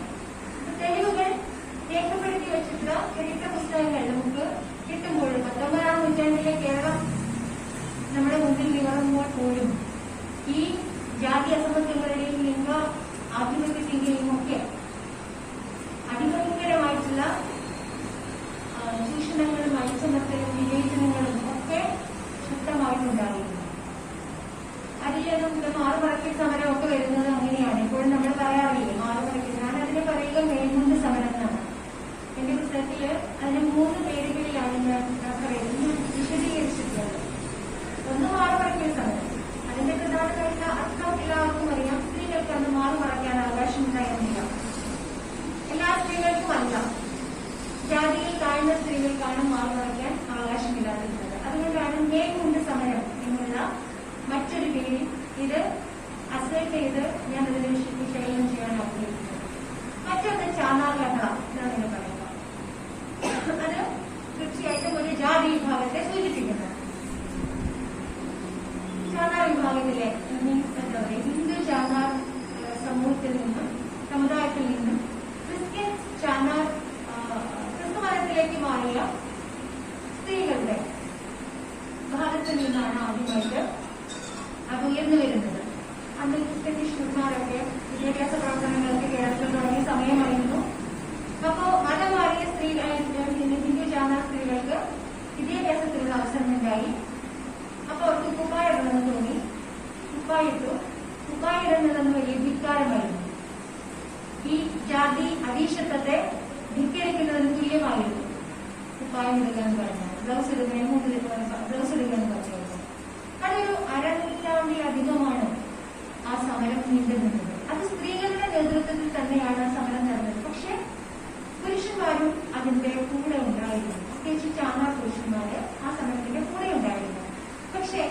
ആ സമരത്തിൽ പുരുഷന്മാരുടെ റോൾ എന്തായിരുന്നു? ഞങ്ങളുടെ സ്ത്രീകളുടെ അഭിമാനം എന്നുള്ള തരത്തിലാണ് അതിനെ ചാനാർ പുരുഷന്മാരും അതുപോലെ തന്നെ നായർ പുരുഷന്മാരും കണ്ടത്. ചാനാർ പുരുഷന്മാർ നായർ സ്ത്രീകളെയും ഉപദ്രവിച്ചു, നായർ പുരുഷന്മാർ ചാനാർ സ്ത്രീകളെയും ഉപദ്രവിച്ചു. ഇതിന്റെ ഭാഗമായിട്ടല്ല എന്നാണ് അതിന് പറയുക. പക്ഷേ സ്ത്രീകൾ ആ സമരത്തിൽ നിന്ന് പിന്തിരിയാൻ ഒരിക്കലും ഒരുക്കായിരുന്നില്ല. ഒരുപാട് വ്യാപാരങ്ങളൊക്കെ ഉണ്ടായി. തിരുവിതാംകൂർ രാജാവിന്റെ വിളംബരങ്ങൾ ഉണ്ടായി. സ്ത്രീകൾക്ക് കുപ്പായം ധരിക്കാം എന്നൊക്കെ പറഞ്ഞിട്ട് ഒരുപാട് എന്താ പറയുക, സ്കൂളുകൾ കത്തിക്കലും മാർക്കറ്റുകളിൽ പോകുന്ന സ്ത്രീകളെ ഉപദ്രവിക്കലും അങ്ങനെ ഒരുപാട് സംഭവ പരമ്പര തന്നെ ഉണ്ടാവുന്നുണ്ട്. അത് താല്പര്യമുള്ളതുമായിട്ട് മനസ്സിലാക്കണം. പക്ഷെ ഞാൻ പറയാൻ ഉദ്ദേശിക്കുന്ന കാര്യം, അതില് കുപ്പായം ഇടാം, പക്ഷെ കട്ടിയുള്ള ശീല കൊണ്ടുള്ള കുപ്പായമേ ഇടാൻ പാടുള്ളൂ എന്നാണ് രാജ്യവിളംബരം ഉണ്ടായത്. സ്ത്രീകൾ ഞങ്ങൾക്ക് അങ്ങനത്തെ കുപ്പായം ഞങ്ങൾക്ക് വേണ്ട, ഞങ്ങൾക്ക് കുപ്പായത്തിന്റെ മീതെ മേൽമുണ്ട് കൂടി ലഭിക്കും. നായ സ്ത്രീകൾ, മേൽജാതി സ്ത്രീകൾ, സവർണ സ്ത്രീകളൊക്കെ ധരിക്കുന്നത് പോലെ നിങ്ങൾക്ക് മേൽമുണ്ട് കൂടി ധരിക്കണം. ഇതാണ് യഥാർത്ഥത്തിൽ ജാതി അധികാരത്തിന് നേരെയുള്ള സ്ത്രീകളുടെ വലിയ വെല്ലുവിളി എന്ന് നമ്മുടെ തന്നെ ചരിത്രത്തിൽ നിന്ന് നമുക്ക് വായിച്ചെടുക്കാൻ പറ്റുന്ന ഒരു കാര്യം. അത് പിന്നെ എന്താ പറയാ, പുരുഷാധിപത്യത്തിന് എതിരെ മാത്രമായിട്ടുള്ള സമരമായിരുന്നില്ല. സ്ത്രീകൾ മാറിക്കരുത് എന്നുള്ളത് പുരുഷന്മാരുടെ താല്പര്യമായിരുന്നല്ലോ. സ്ത്രീകളുടെ നഗ്നത ആസ്വദിക്കുകയും സ്ത്രീകളുടെ ശരീരത്തെ ലൈംഗികമായി ഏത് വിധം വേണമെങ്കിലും ഉപയോഗിക്കുകയും പുലക്കരം വരെ ചുമത്തുകയും ഒക്കെ ചെയ്യുന്ന ഒരു സാമൂഹ്യ വ്യവസ്ഥിതി ജന്മിത്വത്തിന്റെ ഏറ്റവും ഭീകരമായിട്ടുള്ള ആധിപത്യത്തിന്റെ അവിടെയാണ് സ്ത്രീകൾ പറഞ്ഞത്, ഞങ്ങൾക്ക് വെറുതെ കുപ്പായം ധരിച്ച പോരാ, നേർമയുള്ള കുപ്പായം ധരിക്കണം, മാത്രമല്ല ഞങ്ങൾക്ക് ഇതിന്റെ മുകളിൽ മേൽമുണ്ട് കൂടി ധരിക്കണം. അപ്പോഴും അതില് ഒരു സമവായം ഉണ്ടായില്ല. കാരണം മേൽജാതി പുരുഷന്മാരുടെ ജാതി വ്യവസ്ഥ എന്ന് പറയുന്നത് ഇതിനെ ഒരിക്കലും അംഗീകരിക്കുന്നതല്ല. വീണ്ടും കലാപം ഉണ്ടാവുന്നു, ഒരുപാട് സ്ത്രീകളെ ഉപദ്രവിക്കുന്നു, അവരുടെ പുരുഷന്മാരെ ഉപദ്രവിക്കുന്നു. തിരിച്ച് നായർ സ്ത്രീകളെ ഹിന്ദു ചാനാന്മാർ ഉപദ്രവിക്കുന്നു. അപ്പോഴും നാം മനസ്സിലാക്കേണ്ടത്, രണ്ട് വിഭാഗം, ജാതി വിഭാഗങ്ങൾ തമ്മിലുള്ള സമരത്തിൽ രണ്ട് വിഭാഗങ്ങളിലെയും സ്ത്രീകൾ ആക്രമിക്കപ്പെട്ടു. അത് ഈ സമരത്തിലെ വലിയ ദുരന്തമാണ്. അതേസമയം ചാന്നാർ സ്ത്രീകൾ പറഞ്ഞത്, ഞങ്ങൾക്ക് സവർണ സ്ത്രീകളെ പറയാൻ പറ്റും, മേധാവിന് ഈ സ്ത്രീകൾക്കിടയിൽ എന്തിനാണ് ഈ അസമത്വം? സ്ത്രീകൾക്കിടയിൽ ജാതിയാണ് അസമത്വം നിർണ്ണയിക്കുന്ന പ്രധാനപ്പെട്ട ഒരു ഘടകം എന്ന് പറയുന്നത്. അതുകൊണ്ട് സ്ത്രീകൾക്കിടയിലെ തുല്യത എന്ന് പറയുന്ന വലിയ വലിയ രാഷ്ട്രീയ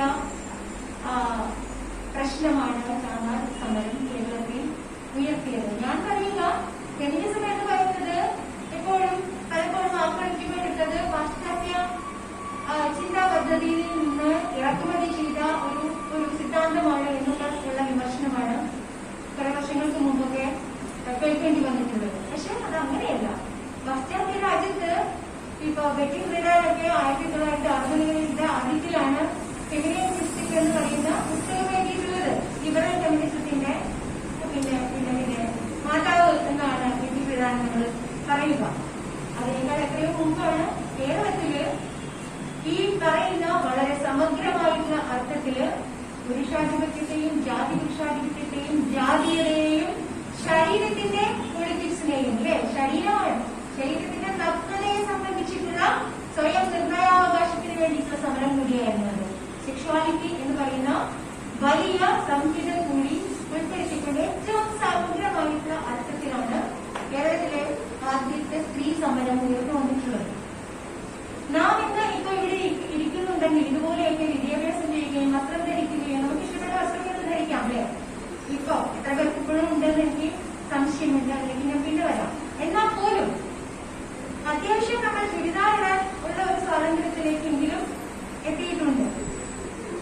അതിന് ഈ പറഞ്ഞ ഒരു വലിയ അരനൂറ്റാണ്ടിലധികം കാലം നിൽക്കുന്ന സ്ത്രീകളുടെ വലിയ സമരത്തിനാണ് നാം കടപ്പെട്ടിരിക്കുന്നത്. ആ സമര പാരമ്പര്യമുള്ള കേരളത്തിലാണ് നാം ഇന്ന് സ്ത്രീപക്ഷ കേരളം, അല്ലെങ്കിൽ എന്താ പറയാ, പെൺകുട്ടിയെ കരുതി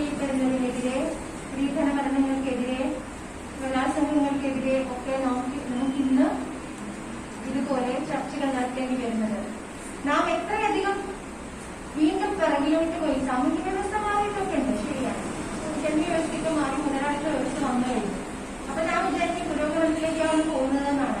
ഇനി സോഷ്യലിസം വരും, അത് ഇതിനേക്കാൾ നല്ലതായിരിക്കും എന്നാണ് നാം പ്രതീക്ഷിക്കുന്നതും ആഗ്രഹിക്കുന്നത്.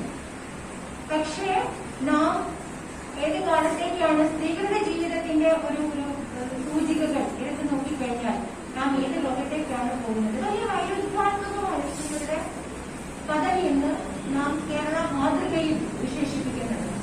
ഞാൻ കേരളത്തെ നാം ഇങ്ങനെ വിമർശിക്കുന്നത് എന്തുകൊണ്ടാണെന്ന് വെച്ചാൽ ബാക്കിയുള്ള സംസ്ഥാനങ്ങൾ നമ്മൾ പിന്നെ ഇതുമായിട്ട് താരതമ്യപ്പെടുത്താൻ പറ്റാത്തത്രയും കേരളം മുന്നിൽ തന്നെയാണ് പല കാര്യങ്ങളിലും. പക്ഷേ അതിനുള്ളിൽ ഉള്ളടക്കം ചെയ്യപ്പെട്ടിട്ടുള്ള ഒരുപാട് വൈരുദ്ധ്യങ്ങളെ നാം അഡ്രസ് ചെയ്യാൻ മറന്നുപോയി. ആ വൈരുദ്ധ്യങ്ങളിൽ ഒന്നാണ് ഈ ലൈംഗിക പീഡനങ്ങൾ, ഗാർഹിക അതിക്രമങ്ങൾ, സ്ത്രീകളുടെ രോഗാതുരത, സ്ത്രീകളുടെ ആത്മഹത്യാ പ്രവണത. ആത്മഹത്യാ ശ്രമങ്ങൾ ഏറ്റവും കൂടുതൽ നടത്തുന്നത് ഇന്ത്യയിൽ കേരളത്തിലെ സ്ത്രീകളാണ്. ഏറ്റവും അധികം മോർബിഡിറ്റിയുള്ളത്, രോഗാതുരതയുള്ളത്, എന്താ പറയാ, മാനസിക സമ്മർദ്ദം ഉള്ളത് കേരളത്തിലെ സ്ത്രീകൾക്കാണ്. ഏറ്റവും കൂടുതൽ തൊഴിൽ സ്ഥലത്ത് ലൈംഗിക പീഡനം നടക്കുന്നത് ഞാൻ തന്നെയാണ് ആ പഠനം നടത്തിയിട്ടുള്ളത്. ഒരു നാഷണൽ സ്റ്റഡി ആയിരുന്നത്. അത് അന്ന് കാലത്ത് പബ്ലിഷ് ചെയ്ത സമയത്ത് നിയമസഭയിലൊക്കെ അത് ഉന്നയിക്കപ്പെടുകയും എത്ര സ്ഥലത്ത് കംപ്ലയിൻസ് കമ്മിറ്റി ഇത് അഡ്രസ് ചെയ്യാനുള്ള കംപ്ലയിൻസ് കമ്മിറ്റികൾ സ്ഥാപിച്ചിട്ടുണ്ട് എന്നൊക്കെയുള്ളത് അന്ന് KP രാജേന്ദ്രനായിരുന്നു. അത് ഉന്നയിക്കുകയൊക്കെ ചെയ്തിട്ടുണ്ടായിരുന്നു. പക്ഷെ അതിനുശേഷം അത് ഞാൻ ആ പഠനം നടത്തിയിട്ടുള്ളത് 2000-ലാണ്. 20 വർഷങ്ങൾ കടന്നു പോയിരിക്കുന്നു. തൊഴിൽ സ്ഥലത്ത് ലൈംഗിക പീഡനത്തിന്റെ സ്വഭാവം എന്താണെന്ന് തൊഴിലെടുക്കുന്ന ഓരോ സ്ത്രീകളോടും ചോദിച്ചാൽ നമുക്ക് മനസ്സിലാവും. നിയമമുണ്ട്. ജസ്റ്റിസ് സ്വർണ്ണാകൃഷ്ണൻ വളരെ വളരെ ഗംഭീരമായി ഏറ്റവും സ്ത്രീപക്ഷമായിട്ടുള്ള നിയമങ്ങൾ നമുക്ക് ധാരാളമുണ്ട്. ഒരുപാട് സമരങ്ങളിലൂടെ തന്നെയാണ് ഓരോ നിയമവും വന്നിട്ടുള്ളത്. ഇപ്പൊ സ്ത്രീധനത്തിനെതിരായിട്ടുള്ള സ്ത്രീധന നിരോധന നിയമം നമുക്കുണ്ട്. അതുപോലെ ബലാത്സംഗത്തിനെതിരായിട്ടുള്ള നിയമം നമുക്കുണ്ട്. ഗാർഹിക അതിക്രമത്തിനെതിരായിട്ടുള്ള നിയമം നമുക്കുണ്ട്. നമുക്ക് ഇല്ലാത്ത നിയമങ്ങളൊന്നുമില്ല. നിയമങ്ങളുണ്ട്. പക്ഷെ അതിന്റെ എൻഫോഴ്സ്മെന്റ് നടന്നിട്ടേയില്ല എന്നുള്ളിടത്താണ് ഈ പറയുന്ന എല്ലാ പരാജയങ്ങളും സംഭവിച്ചിട്ടുള്ളത്.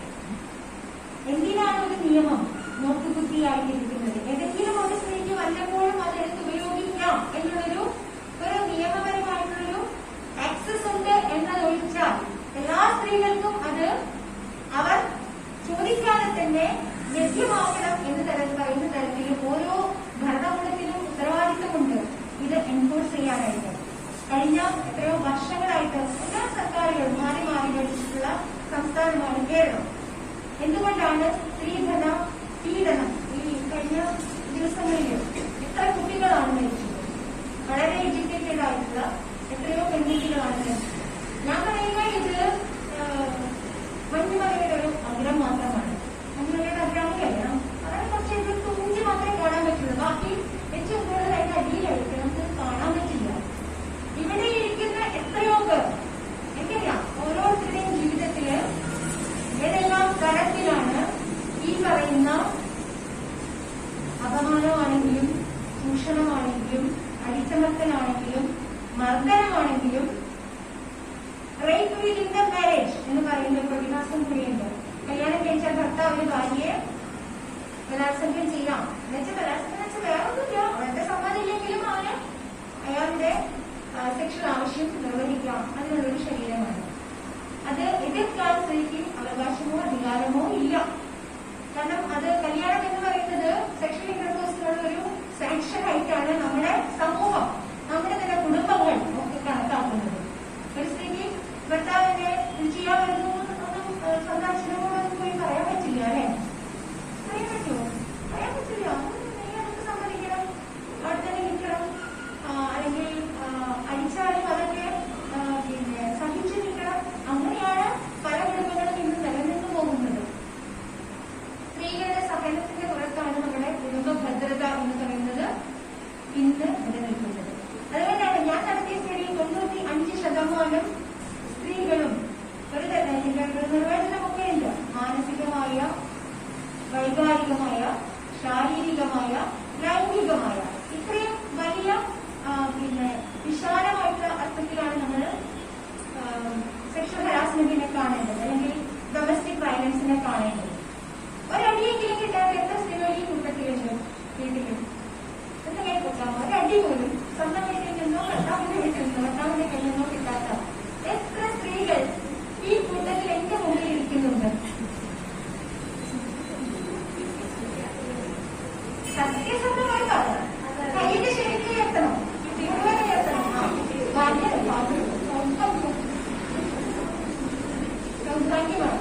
ഇതിൽ എത്ര ആൺകുട്ടികൾ സ്വന്തം പെങ്ങളെയോ അല്ലെങ്കിൽ എന്താ പറയാ ഭാര്യയെയോ മകളെയോ അടിക്കാത്ത എത്ര പുരുഷന്മാർ ഇവിടെയുണ്ട്? ഒന്ന് കൈകൊട്ടാമോ? അതാണ്, ഇതാണ് റിയാലിറ്റി. നമുക്ക് അടിക്കാനും അടി വാങ്ങാനും ഒക്കെയുള്ള നമുക്ക് ആരാണ് സ്പെഷ്യൽ സെലക്ഷൻ തന്നിട്ടുള്ളത് അടിക്കാനായിട്ട്? അതൊക്കെ വളരെ സ്വാഭാവികമായാണ് നമ്മൾ ചെയ്യുന്നത് അല്ലേ? അടിക്കുക, അടിച്ചാൽ അമർത്താം എന്ന് പറയുന്ന ഒരു അധികാരം നമ്മുടെ സമൂഹത്തിൽ നിലനിൽക്കുന്നുണ്ട്. പുരുഷനായാലും ഒന്ന് അടിക്കണം എന്ന് തന്നെ പറയാം അല്ലെ? നമ്മുടെ സിനിമകളിലൊക്കെ അങ്ങനെയല്ലേ കണ്ടിട്ടുള്ളത്? ആദ്യം മെരുങ്ങാത്ത നായികയെ മോഹൻലാലോ മമ്മൂട്ടിയോ സുരേഷ് ഗോപിയൊക്കെ ആദ്യം എന്താ ചെയ്യാം? ചീത്ത വിളിക്കും, പിന്നെ കരണക്കുറ്റിക്ക് നോക്കി ഒന്ന് അടിക്കും. അത് കഴിഞ്ഞാൽ പിന്നെ അവിടെ ഭയങ്കര നല്ല ബിരിയാണി മാറും അല്ലെ? അപ്പൊ അടിച്ച് നന്നാക്കാം എന്ന് പറയുന്ന സിനിമയല്ല കേട്ടോ നമ്മൾ ഇതൊക്കെ ഉണ്ടാക്കി തരുന്നത്. സമൂഹത്തിൽ നിലനിൽക്കുന്ന സാധനങ്ങളുടെ ഒരു റിഫ്ലക്ഷൻ മാത്രമാണ് നമ്മൾ സിനിമയിൽ കാണുന്നത്. സിനിമ തന്നെ കുറച്ചും കൂടി റീഇൻഫോഴ്സ് ചെയ്യുന്നു എന്നുള്ളത് മാത്രമേ ഉള്ളൂ. അല്ലാതെ സിനിമ കണ്ടിട്ടൊന്നുമല്ല നമ്മളിത് ചെയ്യുന്നത്. പക്ഷെ സമൂഹത്തിൽ നിലനിൽക്കുന്ന സാധനങ്ങളാണ് ഈ കച്ചവട സിനിമയിലും മറ്റും സ്റ്റീരിയോ ടൈപ്പായിട്ട് അവര് ആവർത്തിച്ചുകൊണ്ടിരിക്കുന്നത്. ഈ സ്റ്റീരിയോ ടൈപ്പ് എന്ന് പറയുന്ന സാധനം ആണത്തം കാണിക്കാനുള്ളതാണ് എന്ന് പറയുന്നതും എന്നു പറഞ്ഞു കഴിഞ്ഞാല് ഭയങ്കര സ്ത്രീത്വമൊക്കെയുള്ള അടങ്ങിയൊക്കെ ഒതുങ്ങി നേരത്തെ പറഞ്ഞതുപോലെ കുലസ്ത്രീ എന്ന് പറയുന്നതിൽ വേറെ കുറെ എലമെന്റ്സ് ഉണ്ട്. അതില് ജാതി വരും, പിന്നെ വർഗം വരും, പിന്നെ പറഞ്ഞ പോലെ സെക്ഷുവാലിറ്റി വരും. എല്ലാം കൂടി അടങ്ങിയിട്ടുള്ള ഒന്നാണത് കുലസ്ത്രീ എന്ന് പറയുന്നത്. അതുകൊണ്ട് ഞാനെന്നെ നല്ല സ്ത്രീ ചീത്ത സ്ത്രീ എന്ന് പറയുന്ന ഒരു ദ്വന്ദ്വത്തിലാണ് ഞാൻ പലപ്പോഴും പറയാനായിട്ട് ആഗ്രഹിക്കുന്നത്. നല്ല സ്ത്രീ എന്ന് പറഞ്ഞാൽ എന്താ നല്ല സ്ത്രീ? ഞാൻ ഞാനൊരു ചീത്ത സ്ത്രീയാണ് ഞാൻ പറയുന്നത്. അത് ഏറ്റവും ബുദ്ധിമുട്ടിയല്ല ഞാൻ കണക്കാക്കി. കാരണം എന്താ പറയുക, ഉറക്കെ വർത്താനം പറയുന്ന സ്ത്രീ നല്ല സ്ത്രീയല്ല. ഞാൻ ഉറക്കെ വർത്താനം പറയുന്ന സ്ത്രീയാണ്. കാലൊക്കെ പിന്നെ എന്താ പറയാ ജീൻസ് ഇടുക, അല്ലെങ്കിൽ കാലകെട്ടി വെച്ചിരിക്കുക, കാലം കെട്ടി വെച്ചിരിക്കുക എന്നൊക്കെ പറയുന്ന നല്ല സ്ത്രീകളല്ല. ഞാൻ അങ്ങനെയൊക്കെ ഇരിക്കാറുണ്ട്. പക്ഷെ ഞാൻ നല്ല സ്ത്രീയാണ് എനിക്കറിയില്ല. എന്റെ നോഷനില് എന്റെ ഡെഫിനിഷനില് ഞാൻ ഏറ്റവും നല്ല സ്ത്രീയാണ്. നമ്മളാണ് നമ്മുടെ നന്മയും അല്ലെങ്കിൽ നമ്മുടെ കഴിവും നമ്മുടെ ശേഷിയും ഗുണവും ഒക്കെ തീരുമാനിക്കേണ്ടത്. ഇവിടെയെല്ലാം നിർമ്മിച്ചു വെച്ചിട്ടുള്ള സ്റ്റീരിയോ ടൈപ്സില് ഞാൻ പറഞ്ഞ സ്ത്രീ ഗുണങ്ങൾ എന്ന് പറയുന്നതില് ഈ പറഞ്ഞ നല്ല സ്ത്രീയുടെ മറ്റൊരു ഒരുപാട് സ്വഭാവ വിശേഷങ്ങൾ പറയുന്നുണ്ട്. നല്ലത് എന്ന് പറയുന്നതിന് അനുസരണ അല്ലേ? ഏറ്റവും ചീത്തക്കാരൻ പറഞ്ഞാലും നാം അത് അനുസരിക്കേണ്ടി വരും ഇല്ലേ? നമുക്ക് ഇഷ്ടമല്ലാത്തൊരു കോഴ്സ്, നമ്മുടെ പാഷൻ, നമ്മുടെ എന്താ പറയാ നമുക്കിപ്പോ പാട്ട് പഠിക്കാനോ ഡാൻസ് പഠിക്കാനോ ഒക്കെയാണ് ഇഷ്ടമെങ്കിൽ നമ്മളിവിടെ എഞ്ചിനീയറിംഗ് പഠിക്കാൻ പോകുന്നത് പറഞ്ഞിട്ട് നമ്മൾ അനുസരിച്ചില്ലെങ്കിൽ ചില പണി കിട്ടും അല്ലേ? തോന്നിയാസക്കാരിയാവും, തന്നിഷ്ടക്കാരിയാവും. അതുപോലെ നമുക്ക് ഇഷ്ടമല്ലാത്തൊരു വിവാഹത്തിന് നിർബന്ധിച്ചു കഴിഞ്ഞാൽ അത് സമ്മതിച്ചില്ലെങ്കിൽ നമ്മള് ചിലപ്പോൾ കെട്ടിയിടും, കൂട്ടിയിടും, ഉപദ്രവിക്കും. അങ്ങനത്തെ എത്രയോ കാര്യങ്ങൾ നാം കേൾക്കുന്നു. നമുക്ക് ഇഷ്ടപ്പെട്ട ഒരാളെ പ്രേമിച്ചാൽ, കല്യാണം കഴിക്കണമെന്ന് ആഗ്രഹിച്ചാൽ ഇപ്പൊ ദുരഭിമാന കലകൾ കേരളത്തിലും കൂടെ ഉണ്ടാവാൻ തുടങ്ങിയിട്ടുണ്ട്. നമ്മളത് നോർത്ത് ഇന്ത്യയിൽ മാത്രം കണ്ടിട്ടുണ്ടായിരുന്നുള്ളൂ. പക്ഷെ കഴിഞ്ഞ വർഷം മലപ്പുറം ജില്ലയില് ദുരഭിമാന കൊലകൾ 2-3 ഇത്തരത്തിലുള്ള ഇൻസിഡൻസ് ഉണ്ടായി.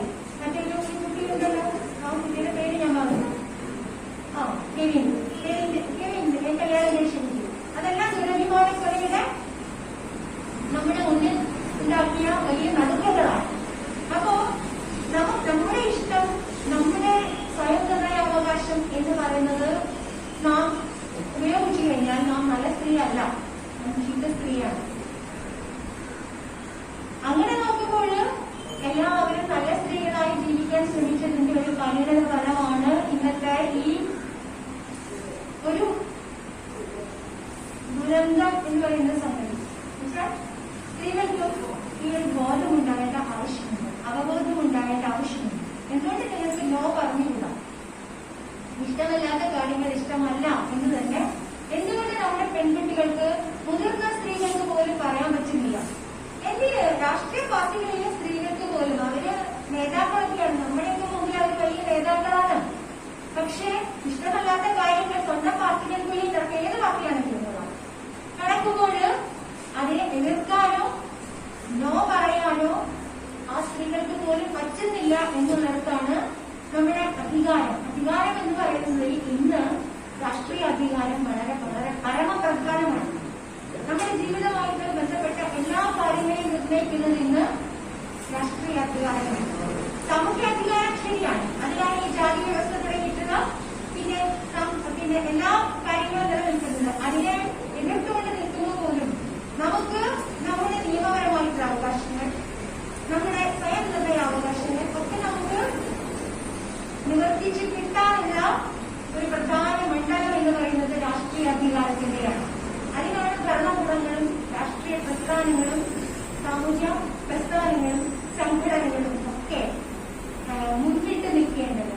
പക്ഷെ നിർഭാഗ്യവശാൽ ഈ പറയുന്ന സാമൂഹ്യ വ്യവസ്ഥയുടെ തന്നെ ഒരു എക്സ്റ്റൻഷൻ പോലെയാണ് നമ്മുടെ രാഷ്ട്രീയ വ്യവസ്ഥയും. അല്ലെങ്കിൽ എന്തുകൊണ്ടാണ് 30%? 33%ത്തിലൊന്നും തൃപ്തിപ്പെടുന്ന ആളല്ല. 50% എന്തുകൊണ്ടാണ് സ്ത്രീകൾക്ക് ലോകസഭയിലും നിയമസഭയിലും രാഷ്ട്രീയ പാർട്ടികളിലും എന്തുകൊണ്ടാണ് സ്ത്രീകൾക്ക് സംവരണമില്ലാത്തത്? സംവരണം എന്ന് പറയുന്നത് ദീർഘകാലമായി സ്ത്രീകളെ ചൂഷണം ചെയ്തും അടിച്ചമർത്തിയും ഡിപ്രൈവേഷൻ അനുഭവിച്ച, അല്ലെ, എന്താ പറയാ, നമുക്ക് നൽകാതിരുന്ന, കിട്ടാതിരുന്ന, ലഭ്യമാകാതിരുന്ന അവകാശങ്ങൾ, അധികാരങ്ങൾ എല്ലാം മുൻകാല പ്രാബല്യത്തോടുകൂടി കൊടുക്കലാണ് റിസർവേഷൻ എന്ന് പറയുന്നത്. എന്തുകൊണ്ടാണ് ഇപ്പോഴും നമ്മുടെ നിയമസഭയിലും നമ്മുടെ ലോകസഭയിലും നമ്മുടെ രാഷ്ട്രീയ പാർട്ടികൾ സ്ത്രീകളെ മത്സരിപ്പിക്കാത്തത്? എന്തുകൊണ്ടാണ് തുല്യ എണ്ണം സ്ത്രീകൾ നമ്മുടെ മന്ത്രിസഭയിലും മറ്റ് ലോക്കൽ ബോഡിയിലും ഇപ്പോൾ ഉണ്ട് ഭാഗ്യത്തിന്? എത്ര വലിയ മാറ്റമാണെന്ന് നോക്കൂ. ഇന്നലെ പഞ്ചായത്തുകളില് കേരളത്തിലാണെങ്കിൽ 50% കൂടെ കൂടുതലുണ്ട്. അതിൽ ഇടതുപക്ഷ സ്ഥാനത്തിന് വലിയ പങ്കുണ്ട്. അതിന് നാം അപ്രീഷിയേറ്റ് ചെയ്യേണ്ടി വരാം. അതേ സംഗതിയിലാണ് നാം മറ്റ് ഉയർന്ന തലങ്ങളിലും ആഗ്രഹിക്കുന്നതും ആവശ്യപ്പെടുന്നതും. കാരണം സ്ത്രീകളുടെ ജീവിതം ഇനി മാറണമെങ്കിൽ സ്ത്രീകൾ സമൂഹത്തിലിറങ്ങുകയും രാഷ്ട്രീയ പ്രവർത്തനത്തിൽ ഏർപ്പെടുകയും സാംസ്കാരിക മണ്ഡലങ്ങളില് സജീവമായി ഇടപെടുകയും ചെയ്താൽ മാത്രമാണ് സ്ത്രീകൾക്ക് അവരുടെ ജീവിതത്തില് ക്വാളിറ്റേറ്റീവ് ആയിട്ടുള്ള മാറ്റങ്ങൾ ഉണ്ടാവും എന്ന് വിശ്വസിക്കുന്ന ഒരാളാണ്. കാരണം രാഷ്ട്രീയ പ്രവർത്തനത്തിന്റെയും സാമൂഹ്യ പ്രവർത്തനത്തിന്റെയും സാംസ്കാരിക പ്രവർത്തനത്തിന്റെയും ഒക്കെ അനുഭവത്തിലൂടെ കടന്നു വന്നിട്ടുള്ള ഒരാളാണ്. അത് സ്ത്രീകളിൽ ഉണ്ടാക്കുന്ന ആത്മവിശ്വാസവും അല്ലെങ്കിൽ എംപവർമെന്റും അല്ലെങ്കിൽ അധികാരവും എത്രമാത്രം ഉണ്ടെന്ന് എനിക്കറിയാം. എനിക്ക് ഞാനൊരു സംഘടിത രാഷ്ട്രീയ പാർട്ടിയിലെയോ അല്ലെങ്കിൽ രാഷ്ട്രീയ അധികാര ഘടനയിലെയിൽ നിന്ന് അധികാരം അനുഭവിക്കുന്ന ഒരാളല്ല എന്ന് നിങ്ങൾക്ക് എല്ലാവർക്കും അറിയാം. പക്ഷേ ഞാൻ കടന്നു വന്ന ഈ പ്രസ്ഥാനങ്ങളിലൂടെയാണെങ്കിലും പിന്നെ എഴുത്തിന്റെ വഴികളിലൂടെയാണെങ്കിലും ഒക്കെ ആർജിച്ചെടുത്തിട്ടുള്ള ഒരു അധികാരമുണ്ട്. ആ അധികാരം എന്ന് പറയുന്നത് അറിവിന്റെ അധികാരമാണ്. അതുകൊണ്ടാണ് നമുക്ക് മനുഷ്യരെ ഇൻഫ്ലുവൻസ് ചെയ്യാൻ പറ്റുന്നത്, സ്വാധീനിക്കാൻ പറ്റുന്നത്, മാറ്റമുണ്ടാക്കാനായിട്ട് നമുക്ക് മുന്നിൽ നിൽക്കാൻ പറ്റുന്നത്. അത്തരത്തിലുള്ള അധികാരത്തിന്റെ സമാന്തരമായ അധികാരം സ്ത്രീകൾക്ക് കൈയാളാൻ പറ്റണമെങ്കിൽ സ്ത്രീകൾ വീടുകളിൽ നിന്ന് ഇറങ്ങി പൊതുരംഗത്ത്, സാമൂഹ്യ രംഗത്ത്, രാഷ്ട്രീയ രംഗത്ത് പുരുഷന്മാരുടെ ഒപ്പം തന്നെ ഉണ്ടാവണം. അങ്ങനെ ഉണ്ടാകുമ്പോൾ പുരുഷന്മാരുടെ മനോഭാവത്തിൽ തീർച്ചയായിട്ടും വലിയ മാറ്റം വരാനുള്ള സമ്മർദ്ദം ഉണ്ടാകും. ഇപ്പൊ തന്നെ കണ്ടില്ലേ, ഇപ്പോ കഴിഞ്ഞ കാലങ്ങളിലേതുപോലെ മിണ്ടാതിരിക്കാൻ പറ്റുന്നില്ല ആർക്കും, അല്ലെങ്കിൽ അനങ്ങാതിരിക്കാൻ പറ്റാത്ത അവസ്ഥയിൽ കാലം മുന്നോട്ടേക്കാണ് പോകുന്നത്. പക്ഷെ ആ മുന്നോട്ട് പോകുമ്പോൾ ഉണ്ടാകുന്ന സമ്മർദ്ദം, ആ സമ്മർദ്ദത്തെ കണ്ടില്ലെന്ന് കഴിച്ചാലാണ് പിന്നെയും നാം ഇവിടെ തന്നെ കിടക്കുക. പക്ഷെ ഈ സമ്മർദ്ദങ്ങൾ ഇപ്പോ നമ്മുടെ സർക്കാരിന്റെയാണെങ്കിലും നമ്മുടെ ഇവിടുത്തെ പുരോഗമന പ്രസ്ഥാനങ്ങളെ എന്ന് ഞാൻ പറയുന്നു, മറ്റ് വലതുപക്ഷ തീവ്ര വലതുപക്ഷ പ്രസ്ഥാനങ്ങളൊന്നും തന്നെ ഇപ്പോഴും ഇത് കണ്ടതായി ധരിച്ചിട്ടേയില്ല. മറ്റൊരു കാര്യം കൂടി നാം ആലോചിക്കേണ്ടതുണ്ട്. ഇന്ത്യ എന്ന് പറയുന്നത് ഇന്ന് ഏറ്റവും തീവ്ര വലതുപക്ഷ ഭരണകൂടത്തിന്റെ കീഴിലാണ്. ഇവിടെ കഴിഞ്ഞ ശബരിമല കാലത്ത് സമയത്ത് അല്ലെങ്കിൽ കോടതി വിധി വന്ന സമയത്ത് ധാരാളം സ്ത്രീകൾ, ഈ ഞാൻ നേരത്തെ പറഞ്ഞ നല്ല സ്ത്രീകൾ പുറത്തിറങ്ങി ആ വിധിക്കെതിരെ. സ്ത്രീകൾ ഭരണഘടന എന്ന് പറയുന്നത് സ്ത്രീ പുരുഷ ലിംഗനീതി വാഗ്ദാനം ചെയ്യുന്ന, അത് ഉറപ്പിക്കാനായിട്ട് ഭരണകൂടങ്ങളെ നിർബന്ധിക്കുന്ന ഒരു സംവിധാനമാണ്. അതിന്റെ നടത്തിപ്പിന് വേണ്ടിയിട്ടാണ് സുപ്രീം കോടതിയിൽ നിന്ന് അത്തരത്തിലുള്ള ഒരു വിധി വന്നത്. ആരാധന എന്ന് പറയുന്നത് അത് ലിംഗ വിവേചനം പാടില്ല, സ്ത്രീകൾക്കും ശബരിമലയിൽ പ്രവേശിക്കാം എന്നുള്ളത്. പക്ഷേ അതിന്റെ ഭാഗമായിട്ട് നടന്ന എതിർ സമരങ്ങൾ, എതിർ പ്രതിഷേധങ്ങൾ, അതിൽ സ്ത്രീകളാണ് ഒരുപാട് പേര് പുറത്തിറങ്ങിയത്. അത് സ്ത്രീകൾക്കും ഞാൻ നേരത്തെ പറഞ്ഞില്ലേ, ചാന്നാർക്കാലത്ത്, ചാന്നാർ സമരക്കാലത്ത്, നെയ്മുണ്ട് സമരക്കാലത്ത്, ആറുനിരക്കൽ സമരക്കാലത്ത് ഉണ്ടായ ഒരു വലിയ വൈരുദ്ധ്യം ഞാൻ പറഞ്ഞല്ലോ. സവർണ സ്ത്രീകൾ, അവർണ സ്ത്രീകൾ, അല്ലെങ്കിൽ മാറുമറക്കാൻ പാടില്ലാത്ത സ്ത്രീകൾ, മാറുമറക്കാൻ പറ്റുന്ന അവകാശമുള്ള സ്ത്രീകൾ എന്നൊക്കെ പറയുന്ന തരത്തിലുള്ള ഭയങ്കരമായിട്ടുള്ള വിഭാഗീയതകൾ ഉണ്ടാക്കിയിട്ടുള്ള അതേ സംഗതി തന്നെയാണ് ഈ ശബരിമല വിധിക്കാലത്ത് നാം കണ്ടത്. അതിനർത്ഥം ഈ പുരുഷാധിപത്യം എന്ന് പറയുന്നത്, പാട്രിയാർക്കി എന്ന് പറയുന്നത് സ്ത്രീകളെ ടൂൾസ് ആയിട്ട് ഉപയോഗിക്കുകയാണ്. സ്ത്രീകളെ തന്നെ സ്ത്രീകൾക്കെതിരായിട്ട് എങ്ങനെയൊക്കെ മർദ്ദിക്കാനും ഒതുക്കാനും ഉപയോഗിക്കാം. അത്യധികമായ ആൾക്കാർ നഷ്ടം എല്ലാ സ്ത്രീകൾക്കുമാണ് നഷ്ടം. പക്ഷെ ഇത് തിരിച്ചറിയാൻ പറ്റാതെ, ഇത് സ്ത്രീ ലക്ഷ്മിന്റെ ജീവിത സമരം എന്ന് പറയുന്ന ആത്മകഥയിൽ പറയുന്നുണ്ട്. അന്നത്തെ കാലത്തെ ഈ സാധാരണ കാലത്ത് സ്ത്രീകൾക്ക് ബ്ലൗസ് ധരിക്കാൻ തുടങ്ങി. ഇതിന്റെ രാജ്യവിളംബരം ഒക്കെ ഉണ്ടായിരുന്നു, അവകാശം ഉണ്ടായിരുന്നു. പക്ഷെ ബ്ലൗസ് ധരിച്ചപ്പോൾ സ്ത്രീ ലക്ഷ്മിന്റെ ജീവിത സമരത്തിൽ പറയുന്നത് മരുമകള് ഉപായിട്ട് രാത്രി മാത്രമേ ധരിക്കാൻ പറ്റുള്ളൂ, പകല് ധരിച്ചു കഴിഞ്ഞാൽ അമ്മായിമ്മ ചൂലെടുത്തടിക്കും, അത് കീഴിപ്പറിച്ച് കളയുന്നു. അങ്ങനെയായിരുന്നു. അതിന്റെ അർത്ഥം അന്ന് ഉപ്പായിടുന്നത് ചീത്ത സ്ത്രീകളാണ്. ഉപ്പായി ഇന്നാണെങ്കിൽ നമുക്ക് എങ്ങനെ അറിയാം? കുറച്ച് എക്സ്പേർട്ട് എന്ന് പറയുന്ന സ്ത്രീകളെ നമ്മൾ ചീത്ത സ്ത്രീ എന്ന് പറയും, അല്ലേ? അല്ലെ? അടുത്തിറക്കി വേണ്ടി നടക്കുകയോ കുറച്ച് എന്താ പറയാ, അല്പം ഇങ്ങനെ സോഷ്യൽ മീഡിയയിലൊക്കെ നമുക്ക് കാണാമല്ലോ, ക്ലീവേജൊക്കെ കാണുന്ന സ്ത്രീകളുടെ, സിനിമ നടികളുടെയൊക്കെ ഒരു പോസ്റ്റിന്റെ താഴെ വരുന്ന കമന്റ് എന്ന് പറഞ്ഞു കഴിഞ്ഞാൽ നോക്കാറുണ്ട്. എന്തുമാതിരി അശ്ലീലമാണ്. അശ്ലീലമായ അതൊന്നും പോരാ, തെളിയും പറഞ്ഞാൽ പോരാ, എന്തായാലും നമുക്കറിയാം. ശരിക്കും ഒരു സ്ത്രീയെ ഫിസിക്കലി എങ്ങനെയാണോ റേപ്പ് ചെയ്യുന്നത് അത്രമാത്രം വൃത്തികെട്ട കമന്റ്സ് ആണ് നമുക്ക് എന്റെ അടിയിൽ കാണാൻ പറ്റുക. അതേസമയം 19ാം നൂറ്റാണ്ടില്, 19ാം നൂറ്റാണ്ട് മാത്രമല്ല 20ാം നൂറ്റാണ്ടിന്റെ ഒരു 30കൾ 40കൾ വരെയും സ്ത്രീകള് മാറുമറിയാതെയാണ് നടന്നിട്ടുള്ളത്. എനിക്ക് ഓർമ്മയില്ല, എന്റെ അമ്മാമയൊന്നും മാറുമറിച്ചിട്ടില്ല. ഓർമ്മയില്ല, അവരുടെ ഒരു വീടുകളിലെ അമ്മമാരൊന്നും മാറുമറിച്ചിട്ടില്ല. അവരൊന്നും ചീത്ത സ്ത്രീകളായിരുന്നില്ല, നല്ല സ്ത്രീകളായിരുന്നു. മാറുമറിച്ചാലാണ് ചീത്ത സ്ത്രീയാവുകയെന്ന്. അത് എന്താ പറയാ, ഈ അധികാര ശാസ്ത്രങ്ങളെയൊക്കെ ധിക്കരിക്കുന്ന സ്ത്രീകളായി മാറുന്നത്. അപ്പോ ഈ സാംസ്കാരിക കാലങ്ങൾ മാറുന്നതനുസരിച്ച്, സാമൂഹ്യ കാലങ്ങൾ മാറുന്നതനുസരിച്ചിട്ട് ഈ ഡെഫിനേഷനും മാറുന്നുണ്ട് എന്നാണ് ഞാൻ പറഞ്ഞു വന്നത്. അതുകൊണ്ട് നിങ്ങളെല്ലാവരും നല്ല സ്ത്രീകളായിരിക്കാൻ വേണ്ടിയിട്ട് ശ്രമിച്ചിട്ട് കാര്യമില്ല. പക്ഷേ ഇപ്പോൾ ഈ ഡെഫിനേഷൻ മാറ്റും, നമ്മുടെ പുരുഷാധിപത്യം ഈ ഡെഫിനേഷനൊക്കെ മാറ്റും. അപ്പൊ നിങ്ങളെല്ലാം മാറി നമ്മുടെ കുട്ടികൾ, പെൺകുട്ടികളെ അങ്ങനെ വളർത്തിയിട്ട് കാര്യമില്ല. അതേ പുരുഷാധിപത്യം സ്ത്രീകളെ തമ്മിൽ ഭിന്നിപ്പിക്കാനും പുരുഷാധിപത്യത്തിന് സുഖകരമായി മുന്നോട്ട് പോകാനും ഉള്ള വലിയ വികാരത്തിന്റെ പ്രയോഗങ്ങൾ നടത്തുന്നതാണ്. ആ പ്രോസസ്സ് മനസ്സിലായില്ലെങ്കിൽ നമ്മൾ തന്നെ സ്ത്രീകളെ കുറ്റം പറഞ്ഞുകൊണ്ടിരിക്കും. നമുക്ക് ഇഷ്ടമാണ് പരമേശ്വരം പറയാനും കുറ്റം പറയാനും ഒക്കെ.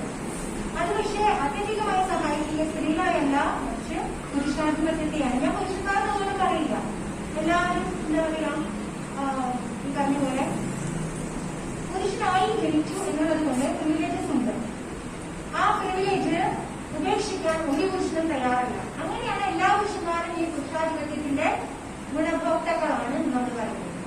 അപ്പൊ പുരുഷന്മാർക്കെതിരെ ഫെമിനിസം നിൽക്കുന്നു എന്ന് പറയുമ്പോൾ നമ്മൾ അങ്ങനെ കണ്ടാൽ മതി. അല്ലെങ്കിൽ സ്ത്രീ വിമോചന സിദ്ധാന്തങ്ങളൊക്കെ പല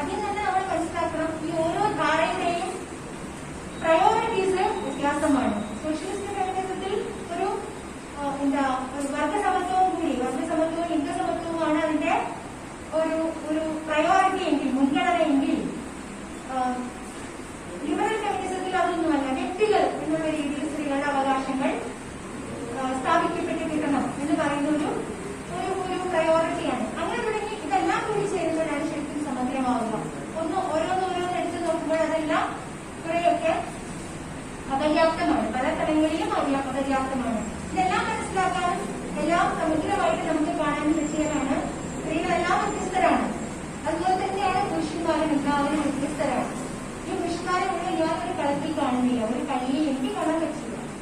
കാരണം സ്ത്രീകളെല്ലാം വ്യത്യസ്തരായിരിക്കുന്ന പോലെ തന്നെ പുരുഷന്മാരെല്ലാവരും വ്യത്യസ്തമാണ്. ഒരു ആദിവാസി പുരുഷനും അല്ലെങ്കിൽ ഒരു ദലിത് പുരുഷനും ഒരു ഒരു ഒരു മുന്നോക്ക സവർണ പുരുഷനും തമ്മിൽ തുല്യരാണെന്ന് പറയാൻ പറ്റുമോ? നമുക്ക് പുരുഷൻ എന്നുള്ള രീതിയിൽ ബയോളജിക്കലായിട്ടുള്ള എല്ലാ തരത്തിലുള്ള ഒരു പൊതു പ്രിവിലേജ് ഉണ്ടെങ്കിൽ പോലും ജാതീയമായിട്ടാണെങ്കിലും സാമൂഹ്യമായിട്ടാണെങ്കിലും അടിച്ചമർത്തപ്പെടുന്ന പുരുഷന്മാരാണ് കീഴാളം എന്ന് പറയുന്നത്. അതുകൊണ്ട് ഒരിക്കലും ഈ കീഴാള പുരുഷന് ഒരു സവർണ പുരുഷന്റെ മുന്നില് നമ്മൾ തുല്യരാണ്, നമ്മളെല്ലാവരും പുരുഷന്മാരല്ല, നമ്മളെല്ലാവരും തുല്യരാണെന്ന് പറഞ്ഞിട്ട് നിൽക്കാൻ പറ്റില്ല, അംഗീകാരം കിട്ടുകയുമില്ല എന്നുള്ളത് നമ്മൾക്ക് എല്ലാവർക്കും അറിയാവുന്ന കാര്യമാണ്. അതുകൊണ്ടാണ് ഈ ശബരിമല വിധിക്കാലത്ത് എന്തിനു പറയുന്നത് പുരുഷന്മാർ പോലും എന്ന് ഞാൻ പറയുന്നില്ല, സ്ത്രീ പുരുഷന്മാർക്കിടയിൽ പോലും ഈ മറ്റു തരത്തിൽ ജാതീയമായിട്ടുള്ള അസന്തുലിതത്വം നിലനിൽക്കുന്നത്. അതുകൊണ്ടാണ് കഴിഞ്ഞ ശബരിമല വിധിക്കാലത്ത് മുഖ്യമന്ത്രിയായിരുന്ന പിണറായി വിജയനെ ഒരു നായർ സ്ത്രീ യാതൊരു തരത്തിലുള്ള പവറുമില്ല, ആ സ്ത്രീക്ക് വളരെ സമ്പന്നയല്ല, വിദ്യാസമ്പന്നയല്ല, മറ്റു തരത്തിൽ ഇല്ലേ പ്രായവും നല്ല മധ്യവയസ്സൊക്കെ കഴിഞ്ഞിട്ടുള്ള താരതമ്യേന എല്ലാ തരത്തിലും വൾണറബിളായിട്ടുള്ള ഒരു സ്ത്രീ, നമ്മുടെ സ്ത്രീകൾ വളർന്നതാണെന്നല്ലേ പറയുന്നു, അധികാരമൊന്നുമില്ലാത്ത സ്ത്രീ.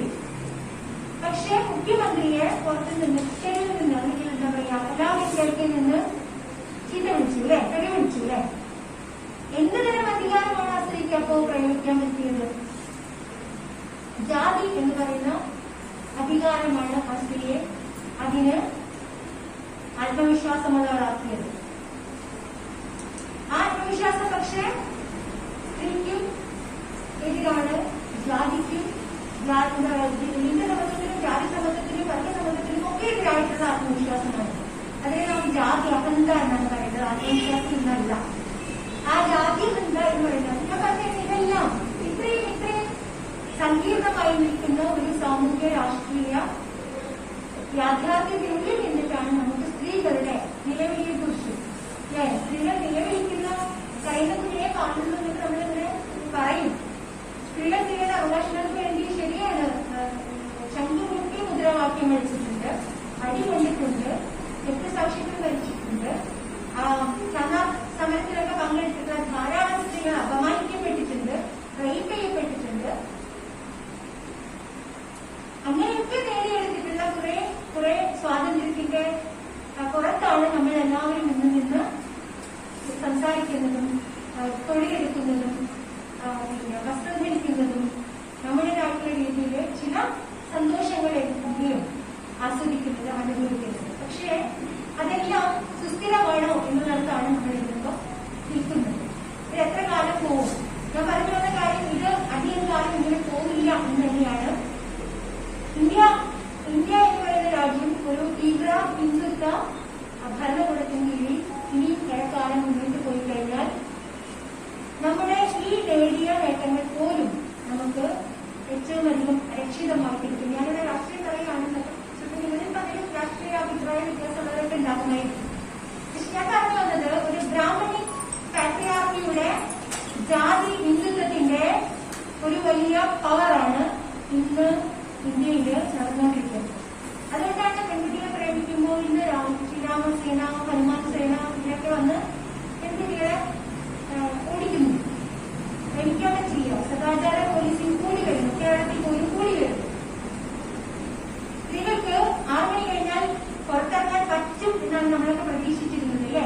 നമ്മുടെ ഐ.ടി. ഫീൽഡൊക്കെ പിന്നെ കുറെ കൂടിയൊക്കെ വികസിച്ചു വന്നിരിക്കുന്നു. പിന്നെ മൊത്തത്തിൽ ഒരു ഗ്ലോബലൈസേഷൻ, ലിബറലൈസേഷൻ എന്നൊക്കെ പറയുന്ന തരത്തില് ലോകം തുറക്കുന്നു എന്നൊക്കെ പറയുന്ന സ്ത്രീകൾക്ക് കുറച്ചൊക്കെ സാധ്യതകൾ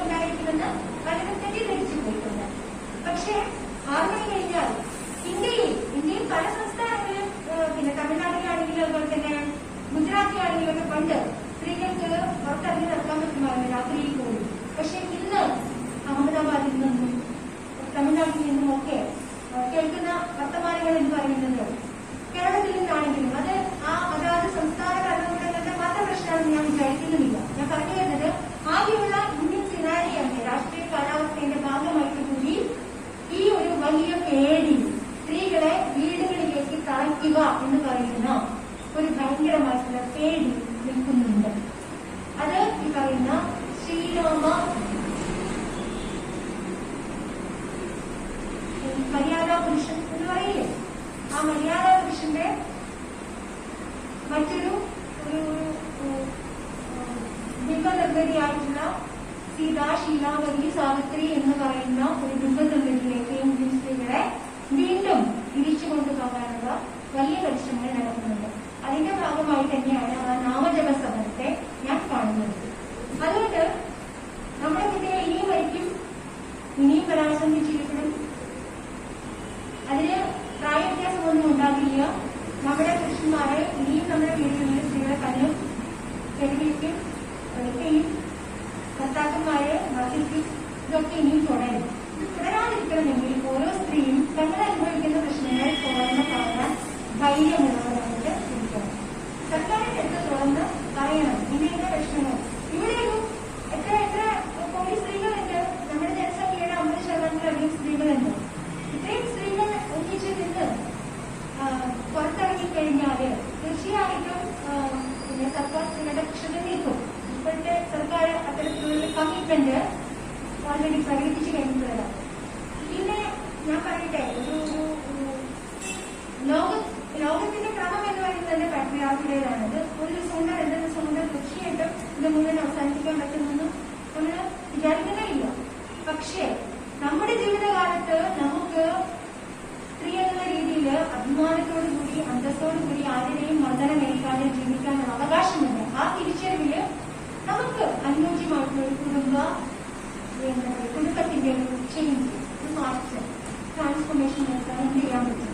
അതായത് പുരുഷന്മാർക്ക് ഇങ്ങനെ പറയുന്ന നല്ല ബുദ്ധിമുട്ടുകളുടെ സുഹൃത്തുക്കളോടൊക്കെ സംസാരിക്കണം. ഓരോരുത്തർക്കും 10 പേരോട് ഇങ്ങനെ സംസാരിക്കാൻ പറ്റിക്കഴിഞ്ഞാൽ, അല്ലെങ്കിൽ അടിക്കുന്നത് കണ്ടാൽ അടിക്കരുത് എന്ന് പറയാനുള്ള, അത് എന്തുകൊണ്ട് എന്ന് പറഞ്ഞു കൊടുക്കാനുള്ള ഒരു ജനാധിപത്യപരമായിട്ടുള്ള ഒരു പ്രക്രിയ വളർത്തേണ്ടതുണ്ട്. നമ്മുടെ വർക്ക് പ്ലേസിലും നമ്മുടെ കുടുംബങ്ങളിലും നമ്മുടെ രാഷ്ട്രീയ പ്രസ്ഥാനങ്ങളിലും എല്ലാം ജനാധിപത്യം ഉണ്ടാകേണ്ടതുണ്ട്. ഇന്നിപ്പോ ജനാധിപത്യം ഇല്ല, മറിച്ച് ഇതൊരു ഫാസിസം തന്നെയാണ്. എൻഗേജ് പറഞ്ഞിട്ടാണ് വളരെ വളരെ അടിസ്ഥാനപരമായിട്ടുള്ള ഫെമിനിസം എന്ന് പറയുന്നത്. കുടുംബത്തിനുള്ളില് സ്ത്രീ തൊഴിലാളിയും പുരുഷൻ മുതലാളിയുമാണ്. എങ്ങനെ വേണമെങ്കിലും സ്ത്രീയെ ചൂഷണം ചെയ്യാം, എങ്ങനെ വേണമെങ്കിലും അവരുടെ അധ്വാനത്തെ ഉപയോഗിക്കാം, എങ്ങനെ വേണമെങ്കിലും പുരുഷന് അവരുടെ അധികാരിയാവാം. ആ ഒരു അവസ്ഥയെ ചോദ്യം ചെയ്യാം സ്ത്രീകൾക്ക് കെൽപ്പുണ്ടാകുന്നത് എപ്പോഴാണോ, എന്തുകൊണ്ട് പിന്നെ കുട്ടികളെ കുറിച്ച് ആലോചിച്ചാണ് പല സ്ത്രീകളും വീടുകളിൽ സഫറേറ്റ് നിൽക്കുന്നത്. വിവാഹമോചനങ്ങൾ കൂടി വരുന്നെന്ന് നമ്മൾ പറയുമ്പോൾ പോലും അത് ഈ പറയുന്ന പോലെ വളരെ അത്രയധികം സഹിക്കാൻ പറ്റാതാവുന്ന സ്ത്രീകൾ മാത്രമാണ് മുന്നോട്ട് വരുന്നത്. അങ്ങനെ വരുന്ന സ്ത്രീകൾക്ക് എന്താണ് നമ്മുടെ സമൂഹത്തിൽ ഒരു സോഷ്യൽ സപ്പോർട്ട് സിസ്റ്റം ഉള്ളത്? പലപ്പോഴും ഒറ്റക്കിറങ്ങി വരുന്ന സ്ത്രീകൾ എല്ലാവർക്കും അവൈലബിളാണ് എന്ന് പറയുന്ന തരത്തിലാണ് പിന്നീട് ആക്രമിക്കപ്പെടുന്നത്. അവരുടെ ശരീരത്തിന്റെ മുമ്പിലാണ് പിന്നീട് എല്ലാ ഫോക്കസും. എന്താണോ സ്ത്രീയുടെ ശരീരമായി നമ്മുടെ പുരുഷ ലോകം കാണാതിരിക്കുന്നത്, ഒരു വ്യക്തിയാണെന്നുള്ള രീതിയിൽ നാം നമ്മളെ കാണുകയും പുരുഷന്മാരെ അങ്ങനെ കാണാൻ പ്രേരിപ്പിക്കുകയും അല്ലെങ്കിൽ നിർബന്ധിക്കുകയും ചെയ്യുന്ന ഒരു കാലത്ത് മാത്രമാണ് നമുക്ക് വ്യക്തി എന്നുള്ള രീതിയിൽ, മനുഷ്യൻ എന്നുള്ള രീതിയിൽ അഭിമാനത്തോടു കൂടിയിട്ട്, സ്വാതന്ത്ര്യത്തോടു കൂടിയിട്ട്, സന്തോഷത്തോടു കൂടി ജീവിക്കാനാവുക. അതിന് നാം നമ്മുടെ സഹോദരന്മാരോടും നമ്മുടെ അമ്മത്തോടും ഭർത്താവിനോടും സുഹൃത്തുക്കളോടും കാമുകനോടും ഒക്കെ നാം ഈ തരത്തിലുള്ള ഡയലോഗ് തീർച്ചയായിട്ടും ഒരു തരത്തിലുള്ള കോംപ്രമൈസും ഇല്ലാതെ ഞാൻ ബോധപൂർവ്വമാണ് അതൊക്കെ പറയുന്നത്. അത് പറയുന്ന ഒരു യാഥാർത്ഥ്യമാണ്. പലർക്കും ഇതൊക്കെ എന്തിനാ പറയണത്? നാം പലപ്പോഴും കാമുകിയെ റേപ്പ് ചെയ്ത കേസുകൾ നമ്മൾ കേട്ടിട്ടില്ലേ? ഞാൻ കുട്ടികൾ അവിടെ തൃശ്ശൂരാണ്, അവിടെ എഞ്ചിനീയറിംഗ് കോളേജിൽ ഒരു പെൺകുട്ടി കോളേജ് പഠിക്കുന്ന ഒരു ആൺകുട്ടിയുമായി കിടക്കലായിരുന്നു. അവന്റെ സുഹൃത്തുക്കളുമായിട്ട് ഈ പെൺകുട്ടിയെ വിളിച്ചുകൊണ്ട് പോയി കൂട്ടബലാത്സംഗം ചെയ്തു. അപ്പൊ എന്താണ് പ്രണയം എന്ന് പറയുന്നതൊന്നും നമ്മൾ നമ്മുടെ പെൺകുട്ടികളോട് പറഞ്ഞു കൊടുക്കുന്നില്ല. അതുകൊണ്ടാണല്ലോ നമ്മൾ 14 വയസ്സിലും 13 വയസ്സിലും 15 വയസ്സിലും ഒന്നും കുട്ടികൾക്ക് അവരുടെ ശരീരത്തിൽ വരുന്ന മാറ്റങ്ങളെ കുറിച്ച് ആൺകുട്ടികളോട് പെൺകുട്ടികളോട് നാം ഒന്നും പറയുകയില്ല. ഇപ്പൊ പോലും സെക്സ് എഡ്യൂക്കേഷൻ എന്താണ് എന്ന് നമ്മുടെ കുട്ടികൾക്ക് അറിയില്ല, നമ്മുടെ സ്കൂൾ സിസ്റ്റത്തിൽ ഇല്ല. അതുകൊണ്ട് ഈ പറയുന്ന കാര്യങ്ങൾ എന്താണ് ജെൻഡർ എന്നും അല്ലെങ്കിൽ എന്താണ് സെക്ഷ്വാലിറ്റി എന്നും എന്താണ് സെക്സ് എഡ്യൂക്കേഷൻ എന്നും ഒക്കെയുള്ളത് നമ്മുടെ കുടുംബങ്ങളിലും നമ്മുടെ സ്കൂൾ സിസ്റ്റത്തിലും മറ്റ് സാമൂഹ്യ, സാംസ്കാരിക, മേഖലയിലും ഒക്കെ തുറന്ന സംവാദങ്ങളും തുറന്ന ചർച്ചകളും ഉണ്ടായിക്കഴിഞ്ഞാൽ ഈ പ്രശ്നം കുറെ കൂടി നമുക്ക് മറികടക്കാനാവും എന്നുള്ളത് മാത്രമാണ് എനിക്ക് പറയാനുള്ളത്. നാം ഇപ്പോഴും ഇങ്ങനെ അടച്ചു പിടിച്ചിരിക്കുകയാണ്. ഒരു വാക്ക് പോലും പറയാൻ നമുക്ക് പേടിയാണ്. സ്ത്രീയുടെ ശരീരത്തെ സംബന്ധിച്ച് എല്ലാ വാക്കുകളും തെളിവാക്കാണ്. അതുകൊണ്ട് സ്ത്രീക്ക് സ്വന്തം ശരീരത്തിൽ എന്ത് സംഭവിക്കുന്നു എന്ന് വിവരിക്കാൻ പോലും ഭാഷയില്ല. അതുകൊണ്ട് ഈ അടച്ചുവെക്കലുകൾ മാറ്റിയിട്ട് തുറന്നു വെക്കാനായിട്ട് നാം നമ്മളെ പഠിപ്പിക്കുകയും നമ്മുടെ കുട്ടികളെ പഠിപ്പിക്കുകയും നമ്മുടെ സഹോദരന്മാരോടും മക്കളോടും ഒക്കെ പറയുകയും ചെയ്യണം എന്നത് മാത്രമാണ് എനിക്ക് പറയാനുള്ളത്. സമയമായും തോന്നുന്നു.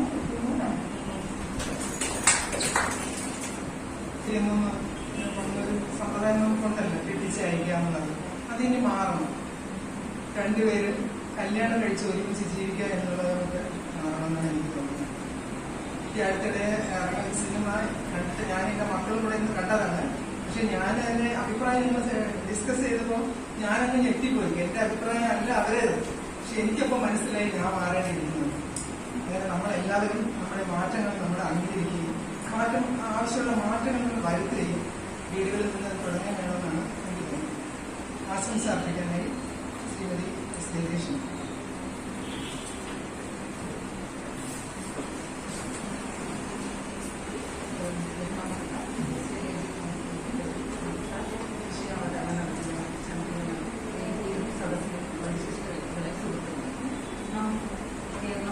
വിദ്യാഭ്യാസപരമായി നോക്കുകയാണെങ്കിൽ സ്ത്രീകൾക്കുള്ള അതിക്രമങ്ങൾ വളരെ വർദ്ധിച്ചു വരുന്നതായിട്ടാണ് കണ്ടുകൊണ്ടിരിക്കുന്നത്. അതിനെക്കുറിച്ച് കൃത്യമായി വിഷയം നല്ല രീതിയിൽ വിശദീകരിച്ചു സംസാരിച്ചു. ഈ വിഷയങ്ങളെല്ലാം തന്നെ നമുക്ക് അറിയാവുന്നതാണെങ്കിലും പലരും ഇത് നമ്മുടെ ജീവിതത്തിൽ ഉണ്ടാകുന്ന വിഷയങ്ങൾ പ്രതികരിക്കാൻ തയ്യാറാവില്ല. കുടുംബം എന്നൊരു അന്തരീക്ഷത്തിരിക്കുമ്പോൾ ഇതിൽ ഒരു വിഷയം പേര് പറഞ്ഞാൽ എങ്ങനെ വരും, കുടുംബത്തെയും സമൂഹത്തെയും പേടിച്ച് ഒതുങ്ങിക്കൂടുകയാണ് ചെയ്യുന്നത്. അതിൽ നിന്നും ഒരു മോചനം സ്ത്രീകൾ തന്നെ ആർജിച്ചെടുക്കേണ്ടതാണ്. ആ മോചനം ഉൾക്കൊണ്ട് തന്നെയാണ് ജീവിക്കേണ്ടത്. അപ്പോൾ സ്ത്രീകൾക്കുണ്ടാകുന്ന പ്രശ്നങ്ങൾ അവർ പുറത്തു പറഞ്ഞ് എങ്ങനെയാണ് നേരിടുക, പല വിഷയങ്ങളും വളരെ കൃത്യമായി അവതരിപ്പിച്ചു. ഇന്ന് ഇവിടെ കേട്ടുകൊണ്ടിരുന്ന വിഷയങ്ങളെല്ലാം തന്നെ ഉൾക്കൊണ്ട് ഇവിടെ കേൾക്കുന്ന വിഷയങ്ങൾ നമ്മളിപ്പം ബോധവൽക്കരണ സെമിനാറോ ക്ലാസ്സുകളൊക്കെ സംഘടിപ്പിക്കുന്നു. എല്ലാവരും വിഷയങ്ങളൊക്കെ കേട്ടും അത് പോകുന്നു. അതല്ല, ഈ നമുക്ക് ഉൾക്കൊണ്ട ആശയങ്ങളും നമ്മൾ കിട്ടിയ അറിവും മറ്റുള്ളവരിലേക്ക് പകർന്നു കൊടുക്കുകയാണ് ചെയ്യുന്നത്. നമ്മളൊരു 5 പേർക്ക് കൊടുത്താൽ ആ 5 പേര് വേറൊരു 5 പേർക്ക് കൊടുക്കുമ്പോൾ ഇത് ഈ ആശയങ്ങൾ നമുക്ക് എല്ലായിടത്തും വ്യാപിക്കാൻ കഴിയും. അതുകൊണ്ട് ഈ കേട്ട അറിവുകൾ തന്നെ മറ്റുള്ളവരിലേക്ക് പകർന്നു കൊടുക്കുകയും നമ്മുടെ സ്വന്തം ജീവിതത്തിൽ അത് പ്രാവർത്തികമാക്കാൻ നമ്മൾ ശ്രമിക്കുകയും വേണം.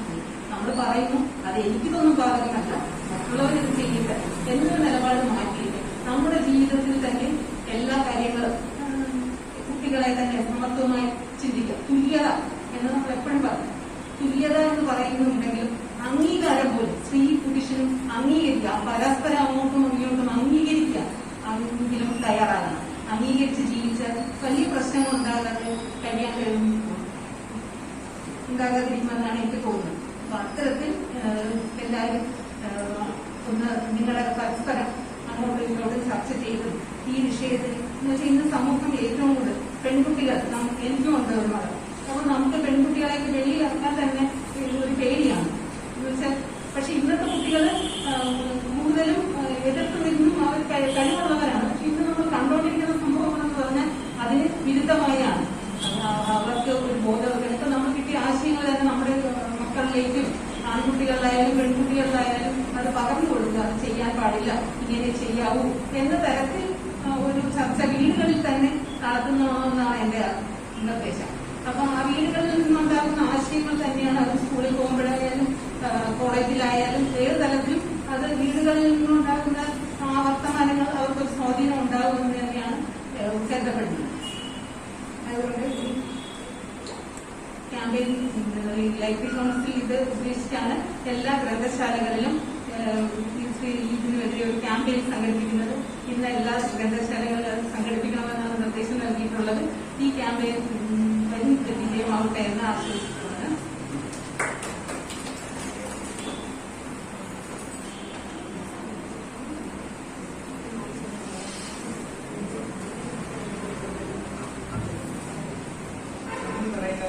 Chinese.